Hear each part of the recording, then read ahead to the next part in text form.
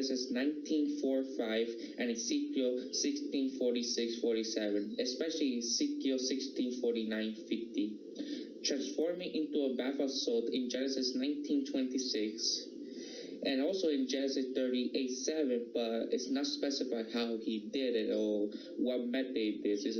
I tried to read it many times, but I still cannot find the specific. The same thing goes with Genesis 38:9-10, but the difference was this family was a little unlucky. They had nothing to do with the situation. Also, it brings the angel of death in Exodus 12:21. And also, John, when the seawater returned in Exodus 14:28, and if they burned to death in Leviticus 10:1-3. If you look at the ritual right, the death is in the result. Fire, you'll be burned alive in Numbers 11:1-3. Plagues in Numbers 11:4-35. Again, plagues in Numbers 14:36-38. If you don't give answer to God once that you're in big trouble, the earth opened up and swallowed them and buried them alive in Numbers 16:27-32, which implies the children were killed by Numbers 26:11. State Quran's children survive. Burned to death by fire from God in Numbers 16:35. Plagues again in Numbers 16:49. And also being bitten to death by divinely summoned fiery serpents, although casting a bronze snake and looking upon it would prevent them from dying in Numbers 21:4-9. Again, plagues in Numbers 25:9. Sending hailstones from heaven, like hail, Hails, Joshua 10:10-11. And again, 1 Samuel 6:19, but like what I was reading, I cannot specify what he did. If for example, if you would have thought that 50,000 Israelites would be more sent to climb a mountain of 50,069 to look into a box. Again, in 1 Samuel 25:38, there's not specified either. But the victim was Nabal. Again, not specified in 2 Samuel 6:6-7, but Uzzah was the victim. 2 Samuel 12:14-18. Again, not specified, but the victim was David and the bush shepherd's baby boy. And plagues again in 2 Samuel 24:13, despite being told to by God in 2 Samuel 24:1, unless you read Chronicles 21:1, where the devil did it. There was 70,000 Israelites. Eaten by lions in 1 Kings 13:1-24. Not specified, but dying in his mother's arms in Jeroboam's son in 1 Kings 14:10-18. Killed by a lion in 1 Kings 20:35-36. An unarmed man was the victim. Died in bed while recovering from an earlier fall. 1 Kings 22:51 and 2 Kings 1:16. King Asaiah. Forgive me the pronunciation, I do not speak Hebrew well. If they burned to death in 2 Kings 1:9-12. And God sent 2 she-bears to maul them to death, killed 52 children in 2 Kings 2:23-24. Killed by lions in 2 Kings 17:25. Killed by the angel of the Lord while they slept, 2 Kings 19:39. Not specified by Jeroboam in 2 Chronicles 13:20. Stricken by a disease that caused his bowels to fall out, 2 Chronicles 21:14. And an unknown cause he did. And why? Literally nothing. God just wanted to make a point, but using Ezekiel's wife in Ezekiel 24:15-18. All these murders, what he did. So I'm going to start again in chronological order that I just did earlier. And what was the reason God did to them? So let's start with the first one, like I mentioned, Genesis 94:5. According to Genesis, being evil wanted to rape 2 angels who visited Sodom in the form of man. And according to Ezekiel, depending on the translation, because there are many versions, like sometimes it can conflict. being prideful, arrogant, overfed, and unconcerned, having abundance of illness, neglecting the poor, and needy, being hunting, and committing abominations before God. The passage suggests that the mob were interested in homosexual rape in respect of the angels. The only example a good man in the city offered them his virgin daughter is dead by the mob were not interested. And the other one from Genesis 19:26 is pushing to look back at the spectacle of God destroying entire city, including her own residents and all her possession in a massive conflagration of fire and brimstone. Another example came after this, being wicked in the sight of the Lord.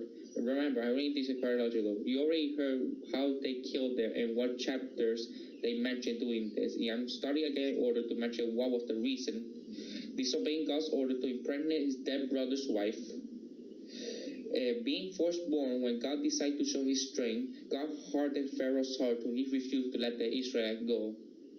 Refusing to disobey orders to pursue the Israelites fleeing through the Red Sea, which was parted with walls of water in both sides of the path, offering strange fire before the Lord, complaining against the Lord, complaining about the food and wanting to go back to Egypt for an easier life, spreading bad reports about this life containing giants and being too difficult to conquer, claiming to be as holy as Moses and Aaron.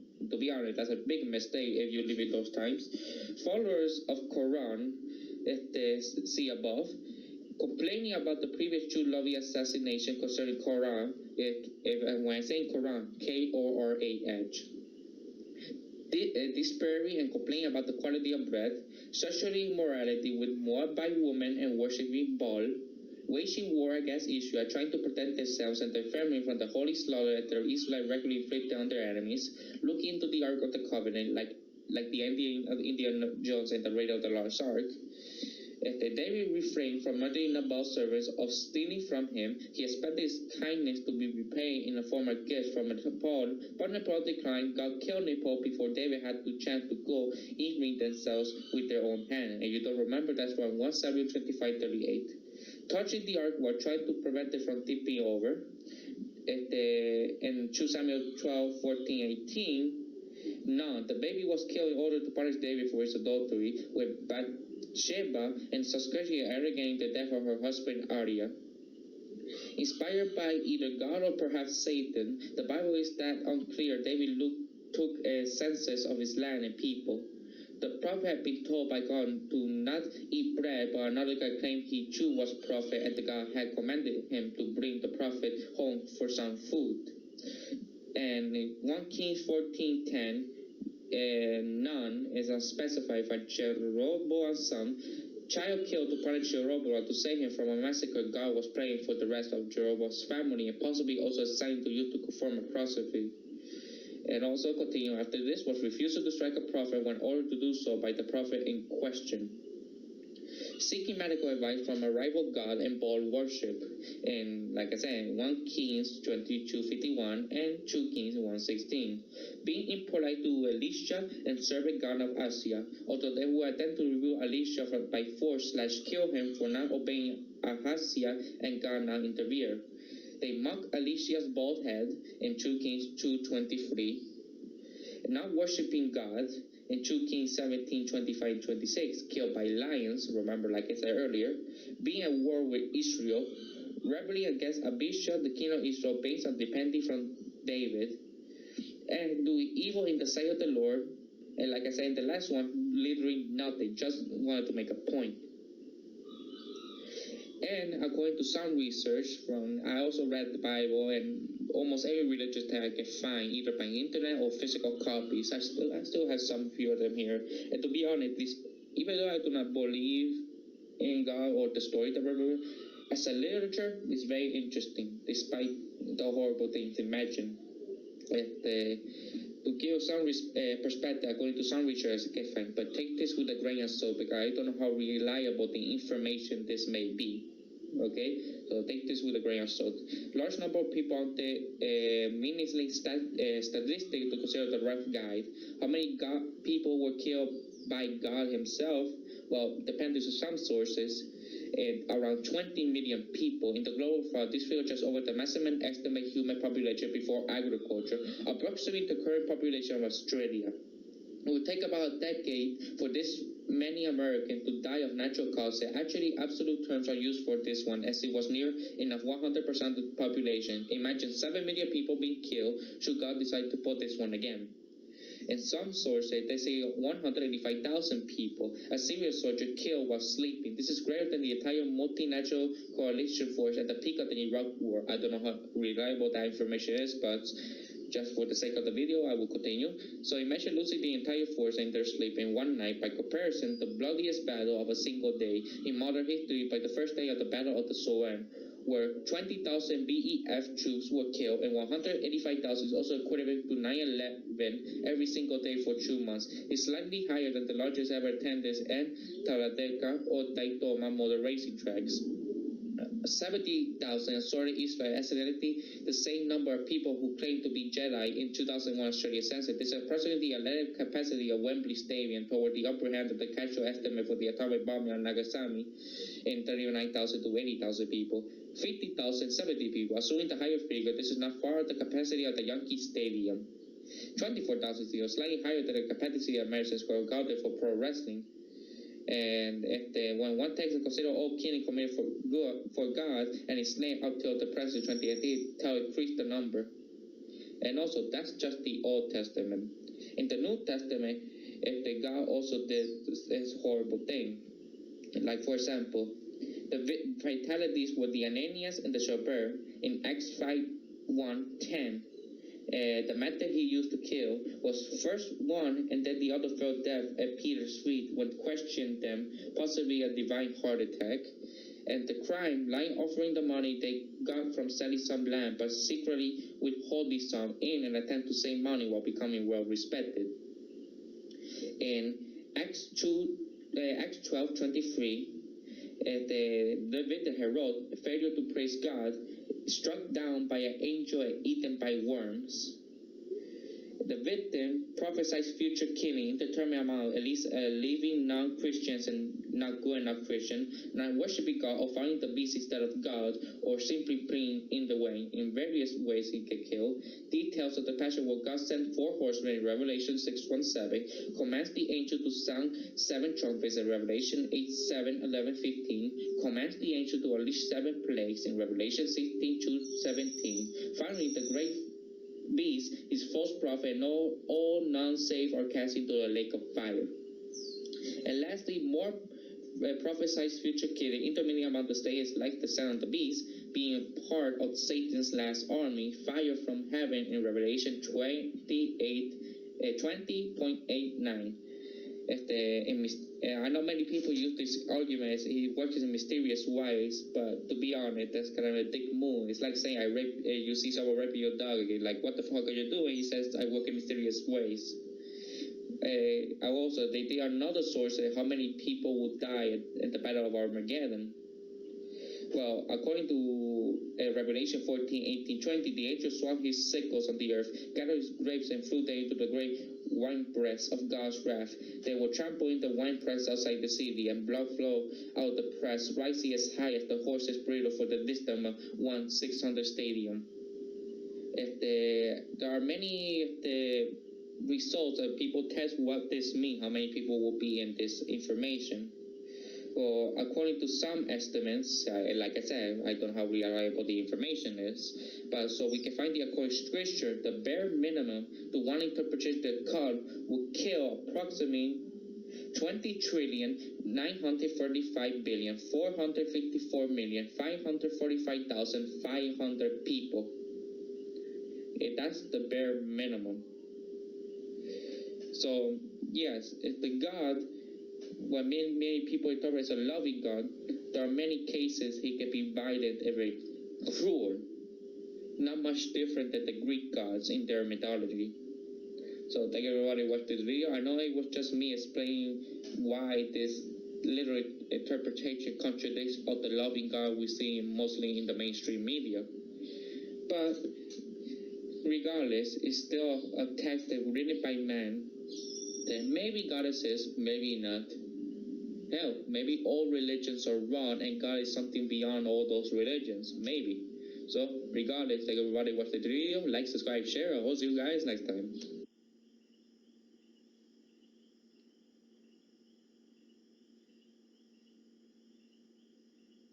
How's it going, everybody? Today, I got to criticism of religion part 3. I got to do a quick update before we continue the video. For now, I'm going to focus my own personal views on religion, politics, philosophy, etc. But I don't want to make this an atheist channel, political channel. The reason I'm doing this is because I have these lists of videos that I want to talk about. But after I finish talking all I want to talk about, at least at the moment, I will continue doing more video game reviews, movie reviews, and stuff like that. I want to focus on more nerdy and geek topics instead of a more serious topics. So let's continue with the video. In the Torah and the Torah is considered the Old Testament by Christianity. This is the holy text of the Jews. Many things, if they are prohibited, for example, rape. Rape is considered the most vile act a crime can do.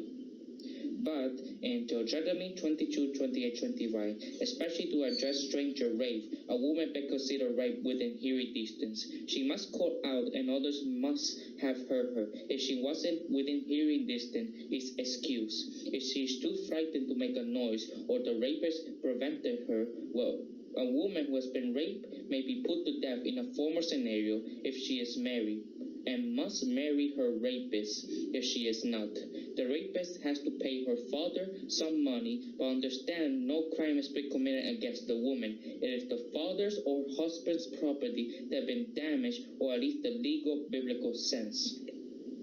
A woman in the traditional Torah of the ancient era, a woman was the property of her father and then her husband. Her husband had the specified added right to use her body. There's nothing in the Torah that will prevent a man from having sex with her whatever he wishes. The Jewish commentary does address the fact that a woman has a right to leave a husband who is beating her, and the husband has an obligation to help his woman to enjoy sex, but they are not truly prohibited against rape.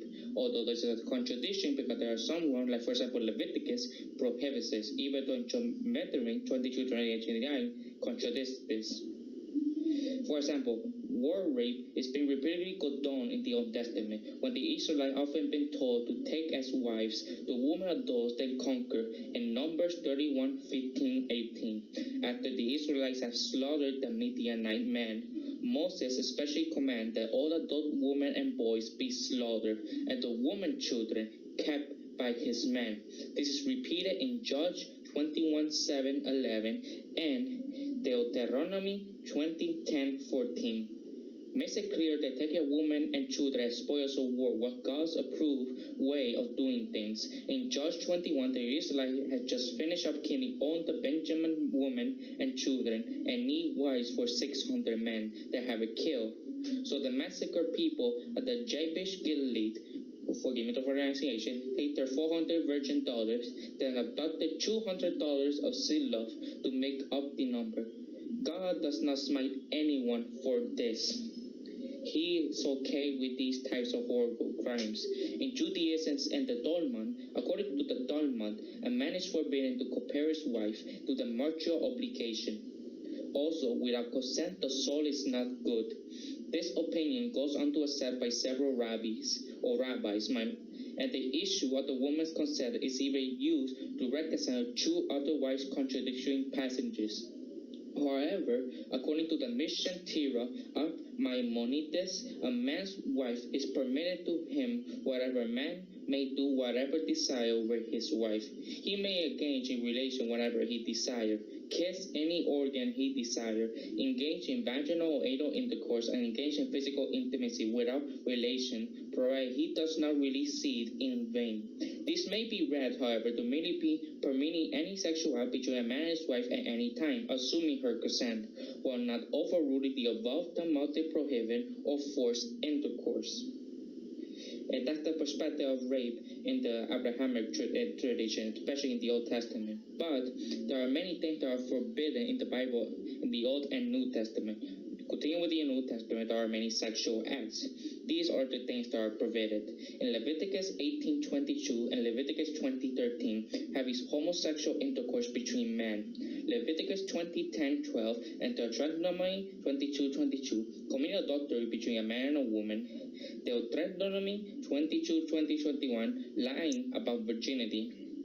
Deuteronomy 20:20-21, being one of the majority of women who don't bleed when losing her virginity. Leviticus 21:9, being the daughter of a priest and practice prostitution.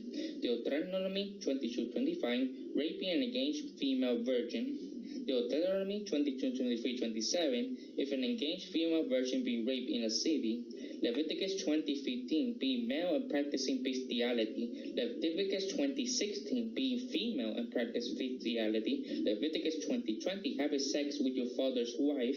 Leviticus 20:30, having sex with your daughter-in-law. Leviticus 20:17, having sexual sex. Leviticus 20:14, marry a woman and her daughter. Leviticus 20:18, having sex with a woman who is menstruation. There are some of these laws, to be honest, I do agree. I'm against incest and bestiality and other similar crimes. But there are other rules, like I mentioned earlier, about the woman had to marry her rapist. Few of these crimes demand that the sinner be burned to death rather than stoned to death. But most of the usual form of capital punishment, one can wonder why these crimes in particular merit this especially horrible fate. There are others that are forbidden in the Bible when it comes to food and drinks. For example, consuming blood in Genesis 9:4 and Leviticus 17:10. Makes sense, but there are one tribe in Africa, I can't remember his name, they are purely cannibal, and they drink blood as a recounted to have protein for their survival. You can look at who these tribes. It's a very interesting history about the culture of these people, although I can forget the name. Forgive me if I did. Eating anything that mixed meat with dairy, Exodus 23:19, so basically a hamburger. Leviticus 2:11, sacrificing anything with yeast or honey. Eating leavened bread with yeast, during the feast of the unleavened bread, Exodus 12:15. Eating fat in Leviticus 3:17. Eating pork in Leviticus 11:7-8. Waiting too long before consuming sacrifice, Leviticus 19:5-8. Eating aquatic creatures lacking fins or scale, Deuteronomy 14:9-10. Eating any meat not killed according to the kosher practice, Deuteronomy 12:21. Eating peace offerings while ritual unclean, Leviticus 7:20. There are other practices that are also prohibited when it comes to religion. For example, being a male who is not circumcised in Genesis 17:14, trying to convert people to another religion, Deuteronomy 13:1-11, and Deuteronomy 18:20. Worshipping idols, Exodus 22:20, Leviticus 21:5, and Deuteronomy 17:2-7. Practicing magic, Exodus 22:11. Blaspheming, Leviticus 24:14-16-23. Practicing breaking the Sabbath, Exodus 31:14, Numbers 15:32-36. Consulting a psychic or spiritualist, Leviticus 19:31. Being a psychic, medium, or spiritualist, Leviticus 20:27. Being a town that believes in another non-Yahweh God or the Jewish God, and Deuteronomy 13:12-15. Giving one of your descendants to Molech, Leviticus 20:2. Not being a priest and going near the tabernacle when it's being moved, Numbers 1:51. Being a false prophet, Deuteronomy 13:5, Deuteronomy 18:20, and Zechariah 13:2-3. Performing any work on the Sabbath, Exodus 20:10. Going to the temple in an unclean state, Numbers 19:13. Engaging in a ritual animal sacrifice other than at the temple, Leviticus 18:1-9. Manufacturing anointing oil, Exodus 30:33. Also, another thing that are prohibited when it comes to violent and legal crimes. Murdering a slave, Exodus 21:26-27. This is prohibited, by the way.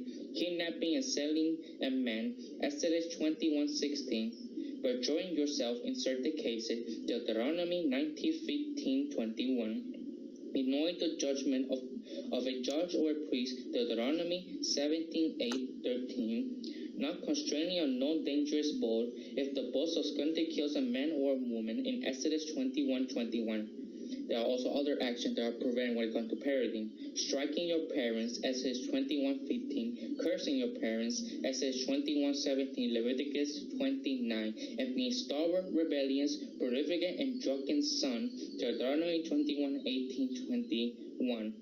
The one thing I don't agree when it comes to striking and cursing your parents, what happens if the parents you live are abusive to you, they use domestic violence, they assaulted you, they do not love you, and you are prohibited to defend yourself in any way, shape, or form, that is something must be answered for. There are other things when it comes to daily life that are forbidden. Planting more than one kind of seed in a field, Leviticus 19:19. Wearing clothing woven of more than one kind of cloth, Leviticus 19:19. Cutting the hair of the side of your head, or clipping of the edge of your beard, Leviticus 19:27. Touching the dead carcass of a pig, Deuteronomy 14:8. Dressing across gender lines, Deuteronomy 22:5. And another action, living in a city that failed to surrender to the Israelites, Deuteronomy 20:12-14 is forbidden. In the New Testament, although Jesus himself, when ultimately serves in the New Testament, strictly for practice the Mosaic law, and Jesus, if they made his own rules, then sometimes may conflict the Mosaic law. But there is one problem. Jesus, on contrary, endorsed Mosaic law in Matthew 5:18 when he said, "For truly I tell you, until heaven and earth disappear, not the smallest letter, not the least stroke of a pen will be by any means disappear from the law until everything is accomplished." And what are these laws in the Old Testament? When it comes to slavery, disobedience, Ephesians 6:5. When it comes to women, speaking in church, in 1 Corinthians 14:34-35, homosexual intercourse between women, Romans 1:26, and when it comes to men, homosexual intercourse between men, in Romans 1:27. These are all the things that are forbidden in the Bible when it comes to Old and New Testament. There are other things that I also have to say. When it comes to magic, many things that have magic for divination and necromancy is one, for example. But what does the Bible say about it? There are difference between magicians spoken in the Bible and magician and illusionists to see today. The word magic is actually used 6 times in the Bible, 3 times in the Old Testament and 3 times in the New Testament. However, magicians is being used 15 times. As Egyptians worship many gods, and many magic play important part in the ritual of their high priest. It was thought to deception magic that Egyptians were made to believe their gods actually have power. Genesis speaks of magicians in Pharaoh's service, but it's interesting to note that we're powerless to interpret Pharaoh's dreams in Genesis 41:8, prompting Pharaoh to send for Joseph, who interpreted correctly because he spoke the words God gave him. The book of Exodus speaks of magicians practicing what is called secret arts in Exodus 8:7, as they brought frogs and thereby replicating God's plague in the land of Egypt. Magic in this case was used in an attempt to mock God by mimicking the miracles God performed through Moses, my mistake. Magic and sorcery play a major role in the pantheistic religion of Egypt. In ancient documents record magicians' activity, one of the most probable being charming of serpent. These men were also self-styled wise men and sorcerers, the learned men of the day and the religious as well.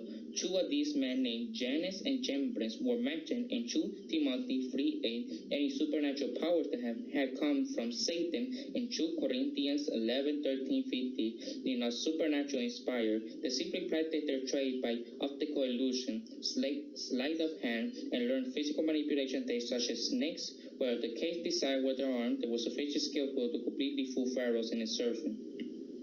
Regarding to them, we know today we call to magician or illusion and nothing more than entertainment. But they have mentioned that we have supernatural causes. Like I said, necromancy is one example. And according to some texts, depending on the version you read, even false prophets can perform miracles. And according to some passages, if you have enough faith, you pray, mountains can move and will save you from poison. Even though we know that praying doesn't work at the slightest. It has a 50-50 chance to actually do something, and it works even less when the person is aware that he's being prayed to. So thank you everybody who watched the video. I know my criticism of religion talking about the rape part of the Bible and also the edges that are provided when it comes to magic, for example. And by the way, they also mention unicorn 7 times in the Bible, depending which version we're talking about when it comes to the religious text. So thank everybody watch this video, like, subscribe, share. I'll see you guys next time.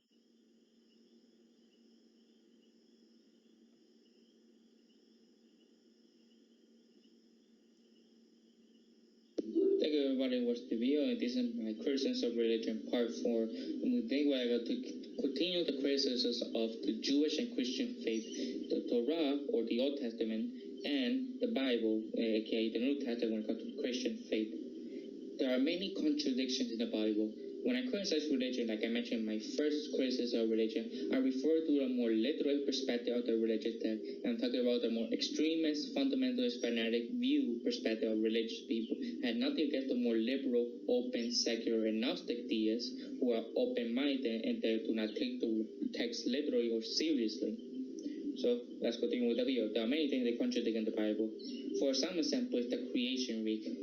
This occurs in Genesis 1 versus Genesis 2. Any account of these contradictions is to deal met with denial, slippery slope, or allegation. For example, inconsistency in genealogy. Two genealogy of Jesus presented by Matthew 1 and Luke 3 are inconsistent, both of which order with another genealogical record in Genesis 11. Although the explanation can result in contradiction, they present prominent for literalisms who speak for the clarity of the scripture. Jesus' genealogy. Matthew's genealogy has Joseph descended from King David through King Solomon, and from thence to a man named Jacob. On the other hand, Luke's has Joseph descended from David on a radically different line, through another son, Nathan, from thence to a man named Eli. Indeed, everything after this inconsistency is different between the two accounts. In addition, after a man named Herson, Matthew lists the next line as a man named Ram, but Luke claimed it was Arni, who fathered the next person the two accounts agree upon. This isn't even to mention, of course, the contradiction in the fact that these genealogy connected to Jesus to figures like David and Solomon through Joseph, who the Bible claimed was not even related to Jesus by blood, making his genealogy completely irrelevant. Also, Cana, the son of Arphaxad. This is an inconsistency between Luke's genealogy and the Genesis account 3 generations before Noah. The Genesis account has in Genesis 11:12 that Noah's grandson Arphaxad had a son named Shelah. However, Luke's genealogy has it that Shelah is the grandson of Arphaxad and the son of Cana. There's a very simple explanation for this, that Luke derived his genealogy from the Septuagint, the contemporary Greek translation for the Hebrew Bible. The Septuagint also contains the name Cana in Genesis 11, which believed to have been slipped into the text to try to make the Lord seem to have occurred earlier than did.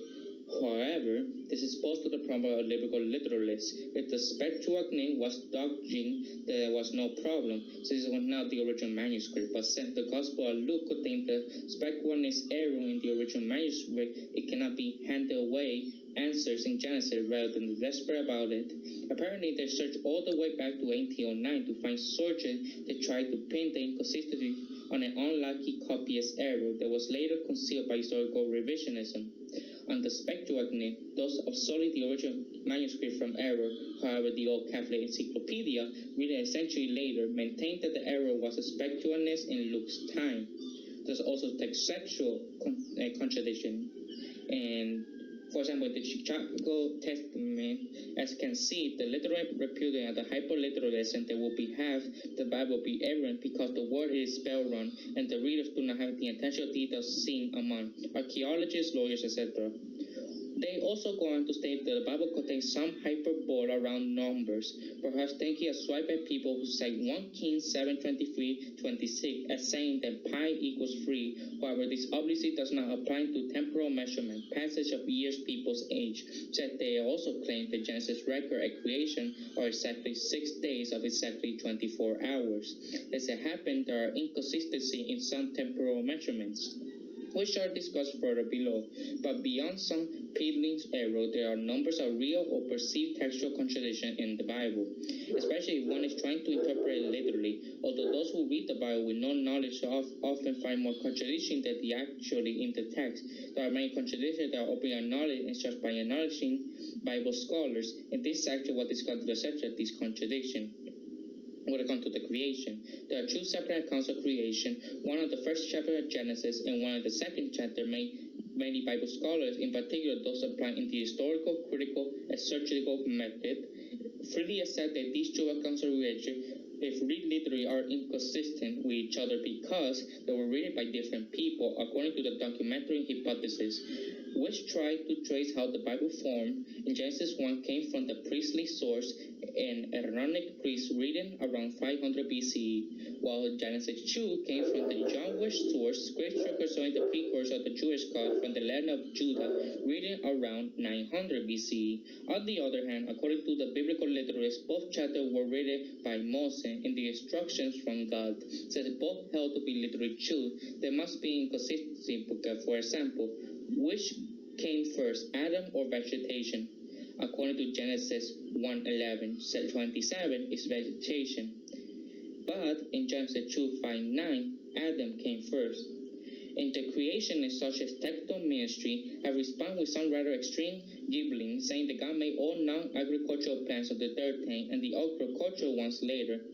And to make sense of the verse, find that God especially planted the Garden of Eden to place man to tend to it. However, this falls somewhat on its way for research shown below. For example, which came first, the animals or Adam? In Genesis 1:25-27 is the animals, while in Genesis 2:7-19 is Adam. Chronological, for example, most versions in Genesis 2:8 and 2:29 is a simple past tense, indicating the vegetation animals came after Adam. But in King James Version, give verse 8 as the end, the Lord God planted garden, and the verse 19 as and out of the ground the Lord God formed every beast. The New International Version does not follow the convention, however, instead using the pluperfect tense, indicating that the vegetation animal came before Adam. Verses 8 is now the Lord God had planted the garden, and verses 19 is now that the Lord God had formed out of the ground. For example, in following the biblical contradicted cite by Martin Luther in his attempt to justify the cutting of 4 books of the New Testament out of the canon, faith versus work. In James 2:20-21, but wilt thou know, O vain man, the way without work is dead? Was not Abraham her father justified by work when he had offered Isaac his son upon the altar? But in James 2:12, so speak ye and so do, as they shall be judged by the law of liberty. But rest of the New Testament, according to Luther, in particular Romans 4:1-2, what shall we say then what Abraham our father is pretending to the flesh had defined? For Abraham who justified by work he had, however, to glorify, but not before God. In our judgment of St. Paul calling Mosaic law one of slavery in Galatians 3:23, wrath, Romans 4:15, death, Romans 8:2, and sin, women allowed to prophesy or not? Well, it is inconsiderate sort called out by John Calvin in the commentary on 1 Corinthians 11. In 1 Corinthians 11.5, but every woman that pray or prophesy with her head uncovered dishonor her head, for that is even all one as she were shaven. But in 1 Timothy 2:12, but I suffer not a woman to teach, nor to assert authority over the man, but to be silenced. In 1 Timothy 2:12, prohibit women from any sort of religious teaching, but in 1 Corinthians 11:15, implies that women are allowed to make prophecies. Numeric contradiction. It is easy to find long lists of biblical contradictions, and just as easy for believers to completely dismiss them, since most of them are subjective or due to intellectual ignoring reading the Bible. However, number are hard to argue with. Inerrancy apologists still jump through hopes trying to explain these away, but at some point you have to give it out to admit the most reasonable explanation that there are simply errors in the Bible. And the Josiatic age, the royal session. In the books 2 Kings and 2 Chronicles, we get 2 different ages of Jehoiachin when he ascended to the throne of Jerusalem. Joachim was 18 years old when he began to reign. He reigned in Jerusalem for 3 months. His mother's name was Nehushta, and her daughter of Elnathan of Jerusalem. But Joachim was 8 years old when he began to reign, and reigned 3 months and 10 days in Jerusalem, and did which was evil in the sight of the Lord. Isaiah, age of the royal ascension. In the books 2 Kings and 2 Chronicles, we can 2 different ages of Isaiah and when to begin reign in Jerusalem. 22 and 20 years old was Isaiah when he began to reign, and he reigned 1 year in Jerusalem. His mother's name was Athaliah, and the daughter of Omri, king of Israel. But in the other one says 42 years old was Isaiah when he began to reign, and he reigned 1 year in Jerusalem. His mother's name was Athaliah, and the daughter of Omri. How many horsemen did David capture? Between 2 Samuels and 1 Chronicles, the number of horsemen David takes changed and tenfold. And David took from him 1,000 chariots, the 700 horsemen, 20,000 footmen, and David put all the chariot horses, but reserved of them for 100 chariots. But another says that David took from 1,000 chariots and 7,000 horsemen and 20,000 footmen. David also harsh all the chariot horses, but the reserve of them were 100 chariots. How many stalls did Solomon have for his horses? From 2 Chronicles to 1 King, Solomon experienced a tenfold increase in stalls. Solomon had 4,000 stalls for horses and chariot, while 12,000 horsemen who he bestowed in the chariot side with the king in Jerusalem. And Solomon had 40,000 stalls of horses and his chariot and 12,000 horsemen. How many animals were in the ark? Well, can't make an equal number. In Genesis 6, 19, 20, 2 of each animal, clean or unclean, in the ark, and 2 of each kind of bird. But in Genesis 7, 2, 3, actually make that 7 of each clean animal into the ark, and 7 of each kind of bird, and 2 of each unclean animal. There are also other examples. In John 1, no man has seen God at any time, but Exodus 33, the Lord spoke into Moses face to face, as a man speaks unto his friend. Explanation is quite simple in 1 Corinthians 2:13, Jesus versus God. In John 10, my Father and I, Jesus, are one. But in John 14, my Father is greater than I, Jesus. Some Christian apologists argue that Jesus said he was Lord than his Father because he was in a humble state with lower authority during his time on earth. But in Hebrews 2:9 and Philippians 2:5-8 are cited as evidence. Faith of the righteous. Paul 2:92, the righteous shall flourish. But in Isaiah 57, the righteous shall perish from the earth. While the last words of Jesus in Matthew 27, the last words of Christ, my God, why hast thou forsaken me? But in Luke 23, last words of Christ were, Father, unto thy hands I commended my spirit. But in John 19, it is finished. The 2 deaths of Judah. Matthew 27, Judah repents and accepts Jesus was innocent, attempts to return the money to the priest, but ultimately has to simply throw the 30 pieces of silver into the temple and hangs himself in an undisclosed location out of shame. The priest, unable to put the blood money in the treasury, used it to buy father's field, which is used to bury strangers. The field is named for Jesus' blood because it was brought with the blood money. Act 1, Judah is not said to repent, goes away and buys a field with his ill-gotten gain, but managed to fall headlong in such a way that his body bursts open and the intestines spilled out, and feels his name for Judah's blood which was spilled on it. Without inherited claim to harmonize this by stating that after his hanging, the rope snapped and Judah fell. But this is not matching acts. We simply said he purchased the field and then fell and died in it. Or in Matthew, we said he hanged himself and nothing else. It does not deal with the issue that 2 accounts are different. I made a mistake right here. Uruguay is the most irreligious country in South America, while El Salvador is the most irreligious country. El Salvador is the most irreligious country in Central America, and Uruguay is the most irreligious country in South America. That was almost every way. Who bought the field, whether Judah died in the field, whether it was called the field of blood, whether Judah was alive or dead when his field was bought, and whether or not Judah was repented. In actuality, there were 4 early accounts of Judah's death, with the other 2 from Papias, my mistake, and the third where Judah died from the sweating onto such a sight that he could not get through the where a wagon could easily pass. and he died after much torment in a place in his own, his inside pouring out over a wide area, which made the place uninhabitable because of the smell. In the fourth, Judah died from sweating to such a sight that he could not get through where a wagon could easily pass, was crushed by a wagon, and his entrails poured out. The reason for this is that neither Matthew nor the authors of Acts presumed to be Luke, claimed to have witnessed the death of Judah and write a death appropriated for what he believed his crime was. Matthew treats Jesus as a Davidic king, as well as the killer of a king. Judah hanged himself in shame. Luke's Act treat Judah's death as an accident and therefore as divine punishment, as Judah's betrayal of a righteous one who deserved to die from being dashed on the ground as a speaker of untruth has his inside spilled out. In Papias, the Judah betrayal he viewed as that of a traitor who makes false accusation. Consequently, his fate is to swell up, to die miserably, and to have his entrails fall out.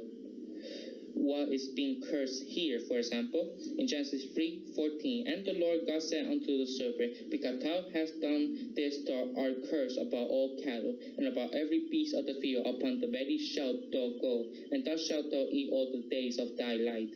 But in Job 1:7, and the Lord said unto Satan, whence comest thou? Then Satan answered the Lord, and said, from going to and fro in the earth, and walking up and down in it. But in Zechariah 3:1, he shewed me Joshua the high priest standing before the angel of the Lord, and standing at his right hand to resist him. This is the least kind of okay in Jewish Christian when the serpent is just a snake, but the Christian interpretation renders the serpent as Satan, a fallen angel and the enemy of God, renders the Jewish tradition of Satan as a servant of God who tests the faithful and not the same being. Well then, if the creature in the garden was not a snake, did God place a curse on the snake? Moreover, if the devil is cursed to go in his belly all the days of his life, how is he able to walk up and down upon the earth in Job 1:7, or stand by Joshua's right hand in Zechariah 3:1? It's still a question that I still cannot answer. Maybe some of you may answer this for me, but this is another preview. Well, they are watching my review, my criticism of religion. So like, subscribe, share. I'll see you guys next.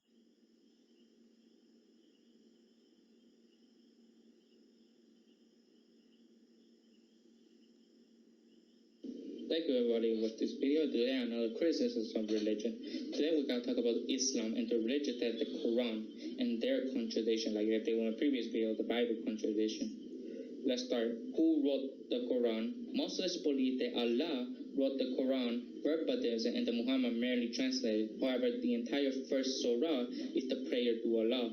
Numerous other verses has similar issue. In Quran 6:114 state, shall I seek other man Allah for judge, and he is who hath revealed upon you this scripture fully explained. Those unto who he gave the scripture and foretime, and not is revealed from thy Lord in truth. So be not thou, O Muhammad, in the word. The first two sentences refer to Allah in third person as Allah and thy Lord, while the third sentence Allah talks to thou, O Muhammad. In Quran 37:164 state, there is not one of us but has no position. Does Allah have a no position in space? But in Quran 37:168-169 state that if we had but a reminder from the man of old, we should have been single-minded slaves of Allah. Does Allah require a reminder for humanity in order to be single-minded slaves for himself? And the Quran 37:180 and 181 states, glorified by thy Lord and the Lord of majesty, from which they attribute unto him, and peace be unto him to send to warn. Is Allah referring to himself in third person? In Quran 37:182 state, and praise to be Allah, Lord of the Lords, and Allah is praising himself again. In Quran 51:50-51 state, therefore flee unto Allah. Lo, I am plain warner unto you from him, and send not any other God along with Allah. Or I am plain warner unto you from him. Muhammad the plain warner. Not Allah, so why is Allah referred to himself as a plain warner? In Quran 51:58 state, O Allah, he is the given livelihood, the Lord of unbreakable mind, and Allah referred to himself as third person. In Quran 84:15, nay put Lord, his Lord is even looking on him, as Allah referred to himself in third person. Quran 84:16-19, O I swear by the afterglow of sunset, and by the night all that is in shudder, by the moon when she is the full, and the yell she journeying from the plain to plain.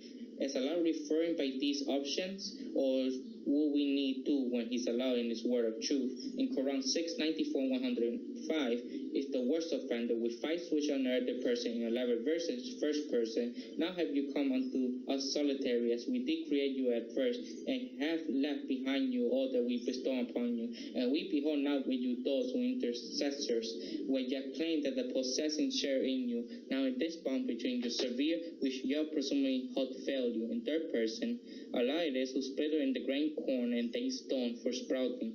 He bring therefore living from the dead, and is the bright forth of the dead from living. Such is Allah, but they are perverted. He is the clear of the daybreak, and he hath appointed the night of stillness, for the sun and the moon reckoning. That is the measurement of the mighty, the wise, and he is who has set for you to start, that ye may guide you course by that amid the darkness of the land and the sea. We fail detail revelation for the people who have a knowledge, and he is who have produced you from the single being, and have given you a habitation and responsibility, and with detailed revelation for the people who are understanding. He is who sustained by water from the sky and thereby, in first person mid-sending.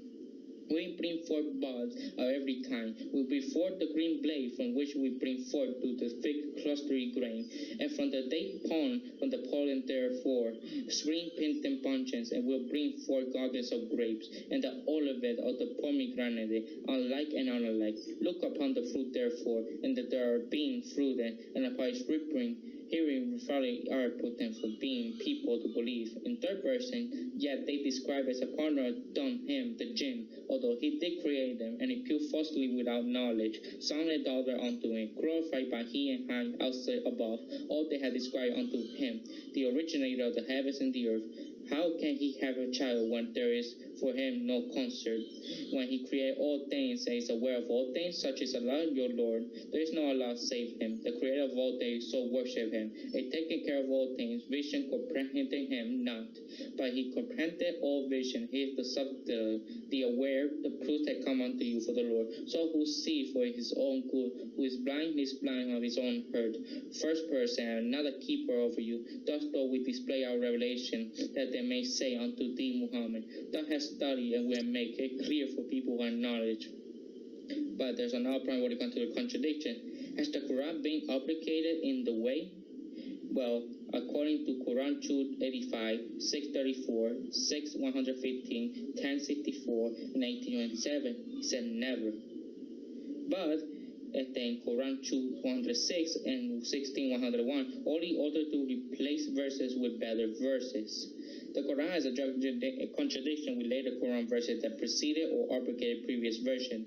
This structure is based on several Quran verses, however. The Quran said that the Quran can never be changed or abrogated, even though it contradicts itself, like I said. Different supernatural entities. Is Allah merciful? Well, according to the Quran 1:1:1:3 and 2:163 and 2:37, 2:54, 2:128 and 2:160, in Quran 2:143, and the Quran 2:173, 2:182, 2:192, 2:199, and 2:218. Yes, he is merciful.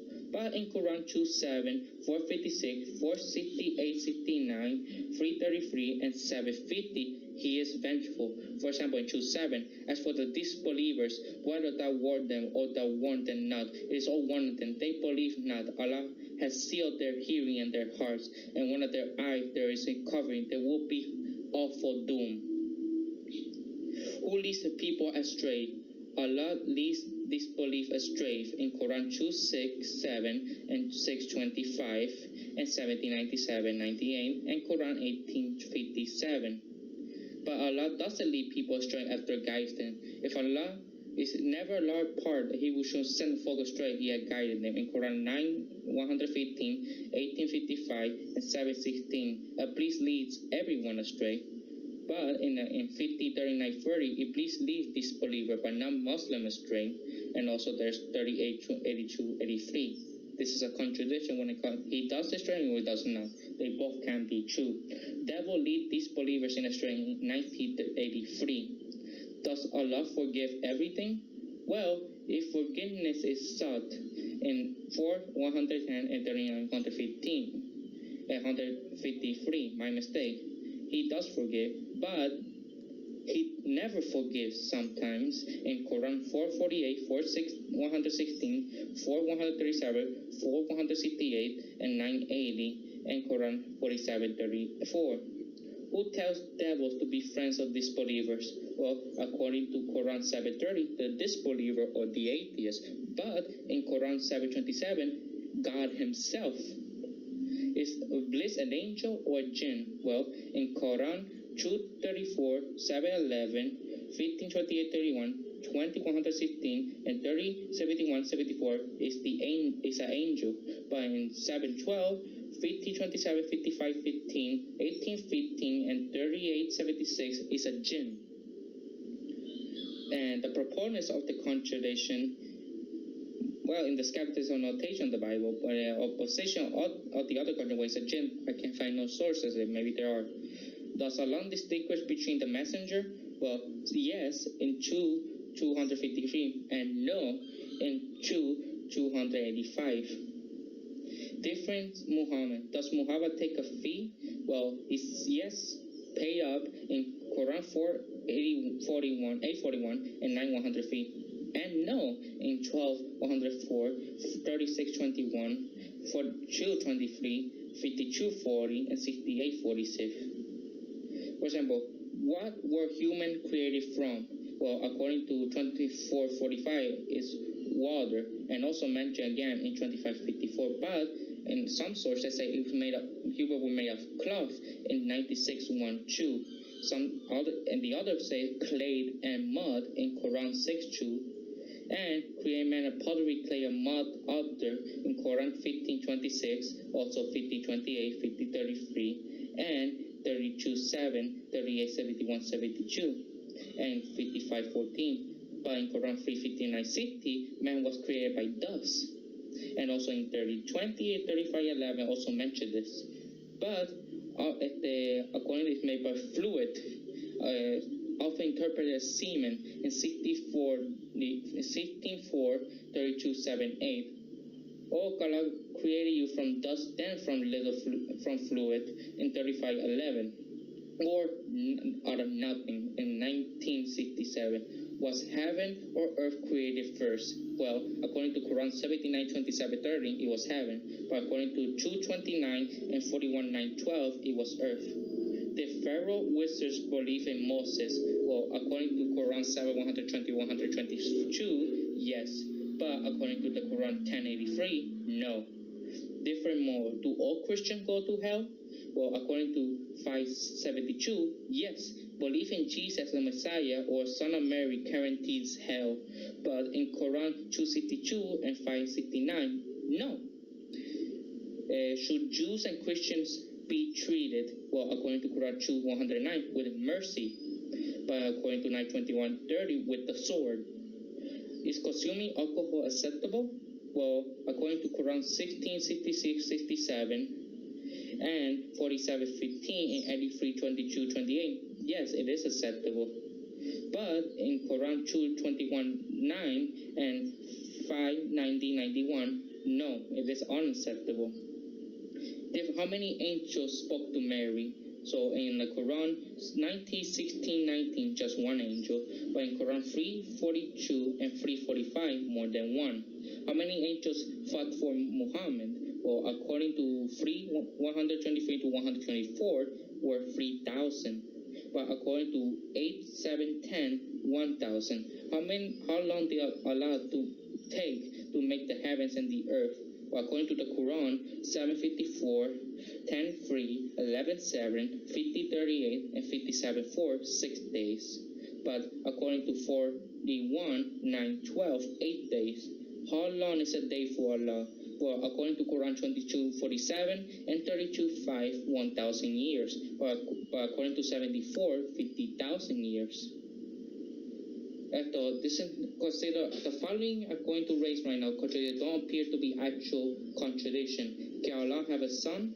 Well, according to 6:100-101, no, Allah has no consort.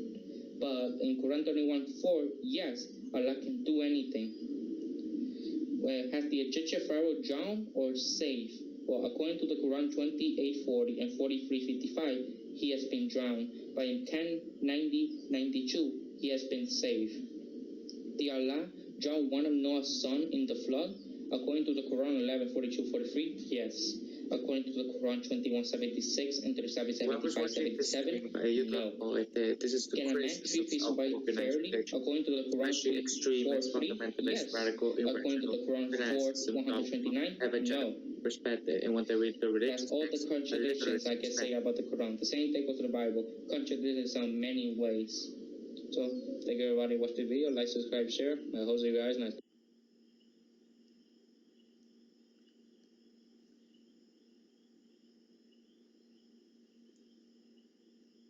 How's it going, everybody? Today I got to do another criticism of religion. There are many other things in the Abrahamic religion that I simply don't understand. I'll give you for some example. God can command serial killers in Ezekiel 9:6. In the Old Testament, Genesis 6:9, Noah built a boat, but he was 600 years old with military armor, with a boat so massive that people had no scary architecture. Speaking of the boat, the world flood never happened. There's no archaeological evidence to suggest a global flood. Some say maybe it was just local flood in the area of Iraq, because the story of Noah is very similar to the story of the Sumerian flood, that a Sumerian king made a boat because the gods of the Sumerian god, because of polytheistic, a pantheon. The reason they wanted to trouble was they were making too much noise. One of the gods did not want this, so they asked one of the kings of the Sumerians to build a boat just for him, his wife, and some food. Nothing else, no giant boat, anything. Instead of 40 days and 40 nights, it was basically a week. When the flood was over, the gods were so impressed of him surviving, they granted him immortality. We consider the first human to have immortality or achieve immortality. There are other things that the Bible promotes that we all agree is horrible. Kill all unmarried pregnant women in Genesis 38:24. Kill infants of non-Christians in 2 Samuel 12:14. Kill all homosexuals in Leviticus 20:13. Protect slaves in 1 Peter 2:18. Assist in gang rape of young women in 2 Peter 2:7-8. Kill all kill anybody who worked in the 7 days. So basically police officers, doctors, firefighters, anybody. In Exodus 31:15. Kill all uncircumcised males in 4:24-25. Kill any person curse their parents, Leviticus 29. Kill any person who commits adultery, Leviticus 20:10. Kill all residents of any city who are non-Christian, Deuteronomy 13:13-19. Excommunicate those who ignore the Old Testament in Matthew 5:18-19.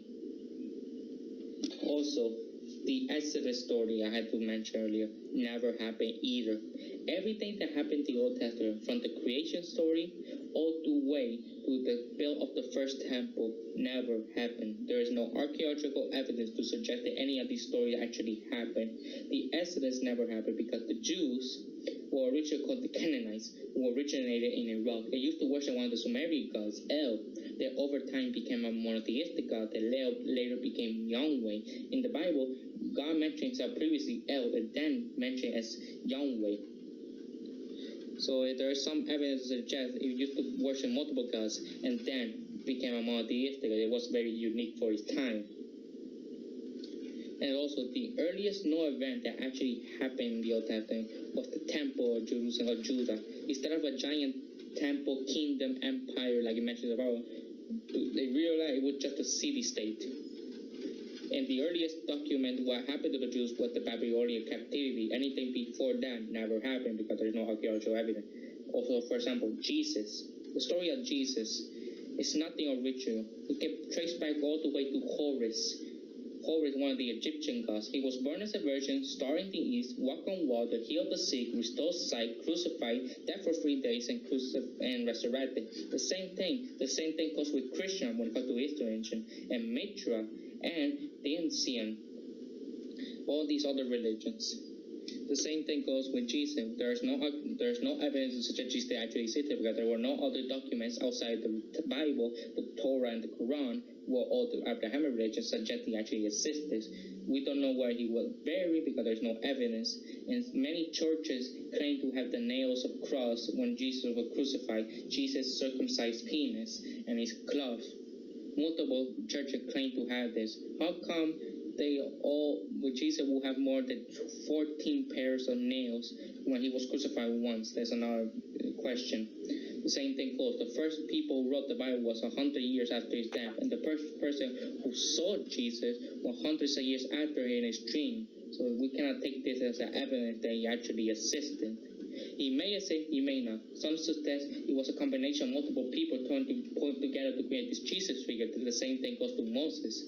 When it comes to Moses is more like an evil superman than everything. When Christian romanticize as a good person, when reading the text, he did some horrible, villainous things. The same thing goes to God. When he's omnipotent, omniscient, that contradicts these types of powers. And it doesn't make sense because the omnipotent, omniscient paradox. The same thing goes if he's omnibenevolent or good, why there's evil, where the power of evil and the power of hell came. Those are these criticisms, not just the Abrahamic religion, but other religions like Hinduism, Buddhism, and Jainism. These religions, when it comes to reincarnation, if the God is also merciful, like in the Abrahamic one, why he allow reincarnation when a person doesn't have memory of his previous life and lives a horrible life? Because in his previous life he did something bad, so he's punished, but he doesn't choose to have this type of life because he doesn't have the memories to understand why he's being tortured or why he's had this cruel life or short-lived.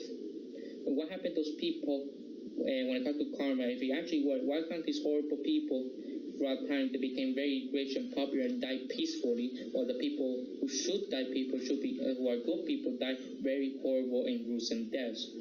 When it comes to karma, it's still something that cannot suggest. How does reincarnation work as well? Does it come shortly after you die, or is it a certain time period, or is it about distance of one person going to born and another person dying? This also cannot be answered. When it comes to Hinduism, although they worship almost around 3 million gods, although it sounds exaggerated, but to some sources this is true. The other thing I don't understand about very religious people, the more extreme, literate kind. Out of the 4,200 religions, out of the tens of thousands of denominations, out of hundreds of thousands of philosophies and ideologies, out of the 3,400,000 deities that people worship, be lucky. God worship the true God with the true religion, with the true denomination, with the true philosophy, you just got the jackpot. Well, 99% of the people will go to hell, or at least be reincarnated and have horrible, horrible lives. The same thing goes with other religions that they're not being practiced anymore when it comes to paganism. Germanic paganism, Celtic paganism, Hellenistic paganism, Etruscan paganism, although they are all polytheistic. And to be honest, compared to polytheistic, it makes more sense than a monotheistic God with all the perks, special powers. But polytheistic makes more sense, and they all are compatible. They all have something in common that doesn't contradict as much compared to a monotheistic gods or monotheistic versus polytheistic. When it comes to religions like animism, the oldest belief system in the world, I think out of all religions and belief systems, animism, despite being the oldest of them all, I think, in my opinion, can be the most true, even though I'm an atheist. I don't believe in the supernatural. I like the belief supernatural. They may exist, they may not. I don't know. I'm also an agnostic atheist, so I do not claim to know these things. Maybe they do exist beyond the boundaries of science.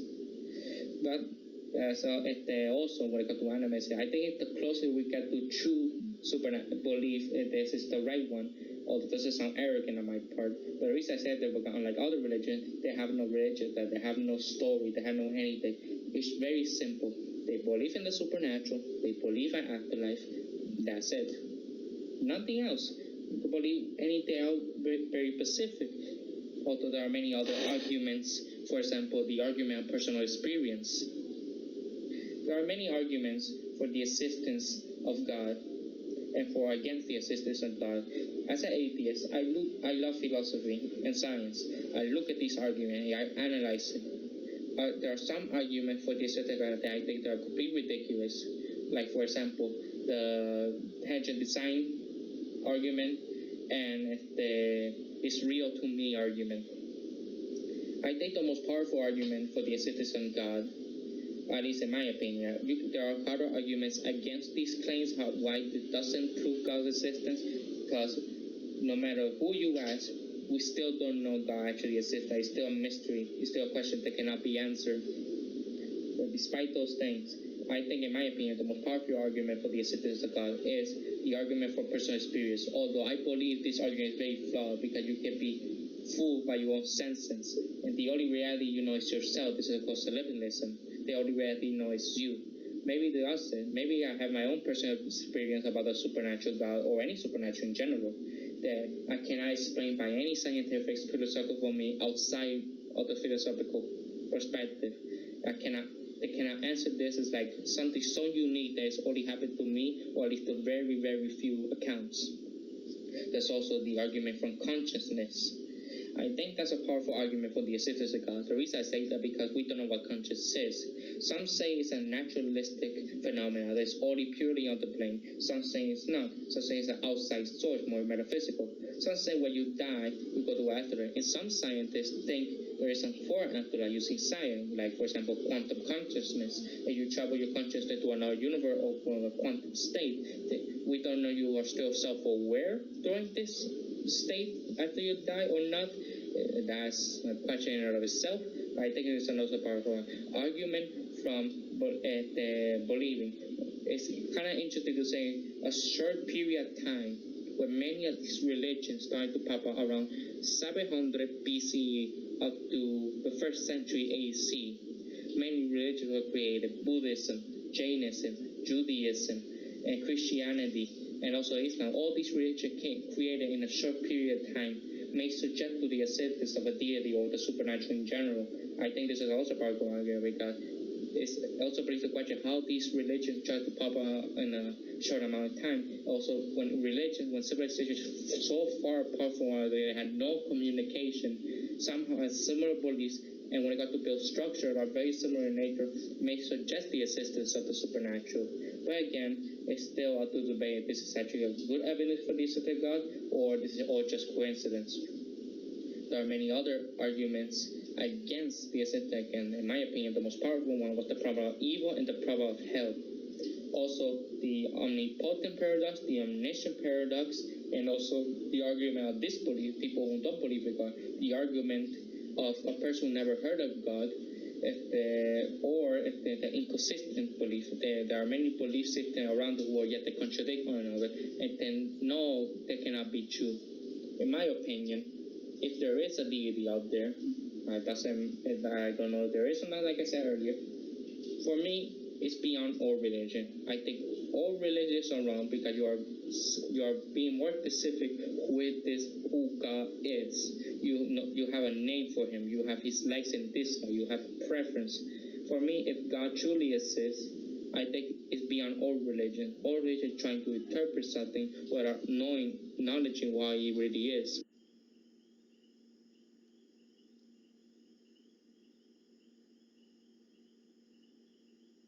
Yeah, I just saw his stuff because somebody entered my room.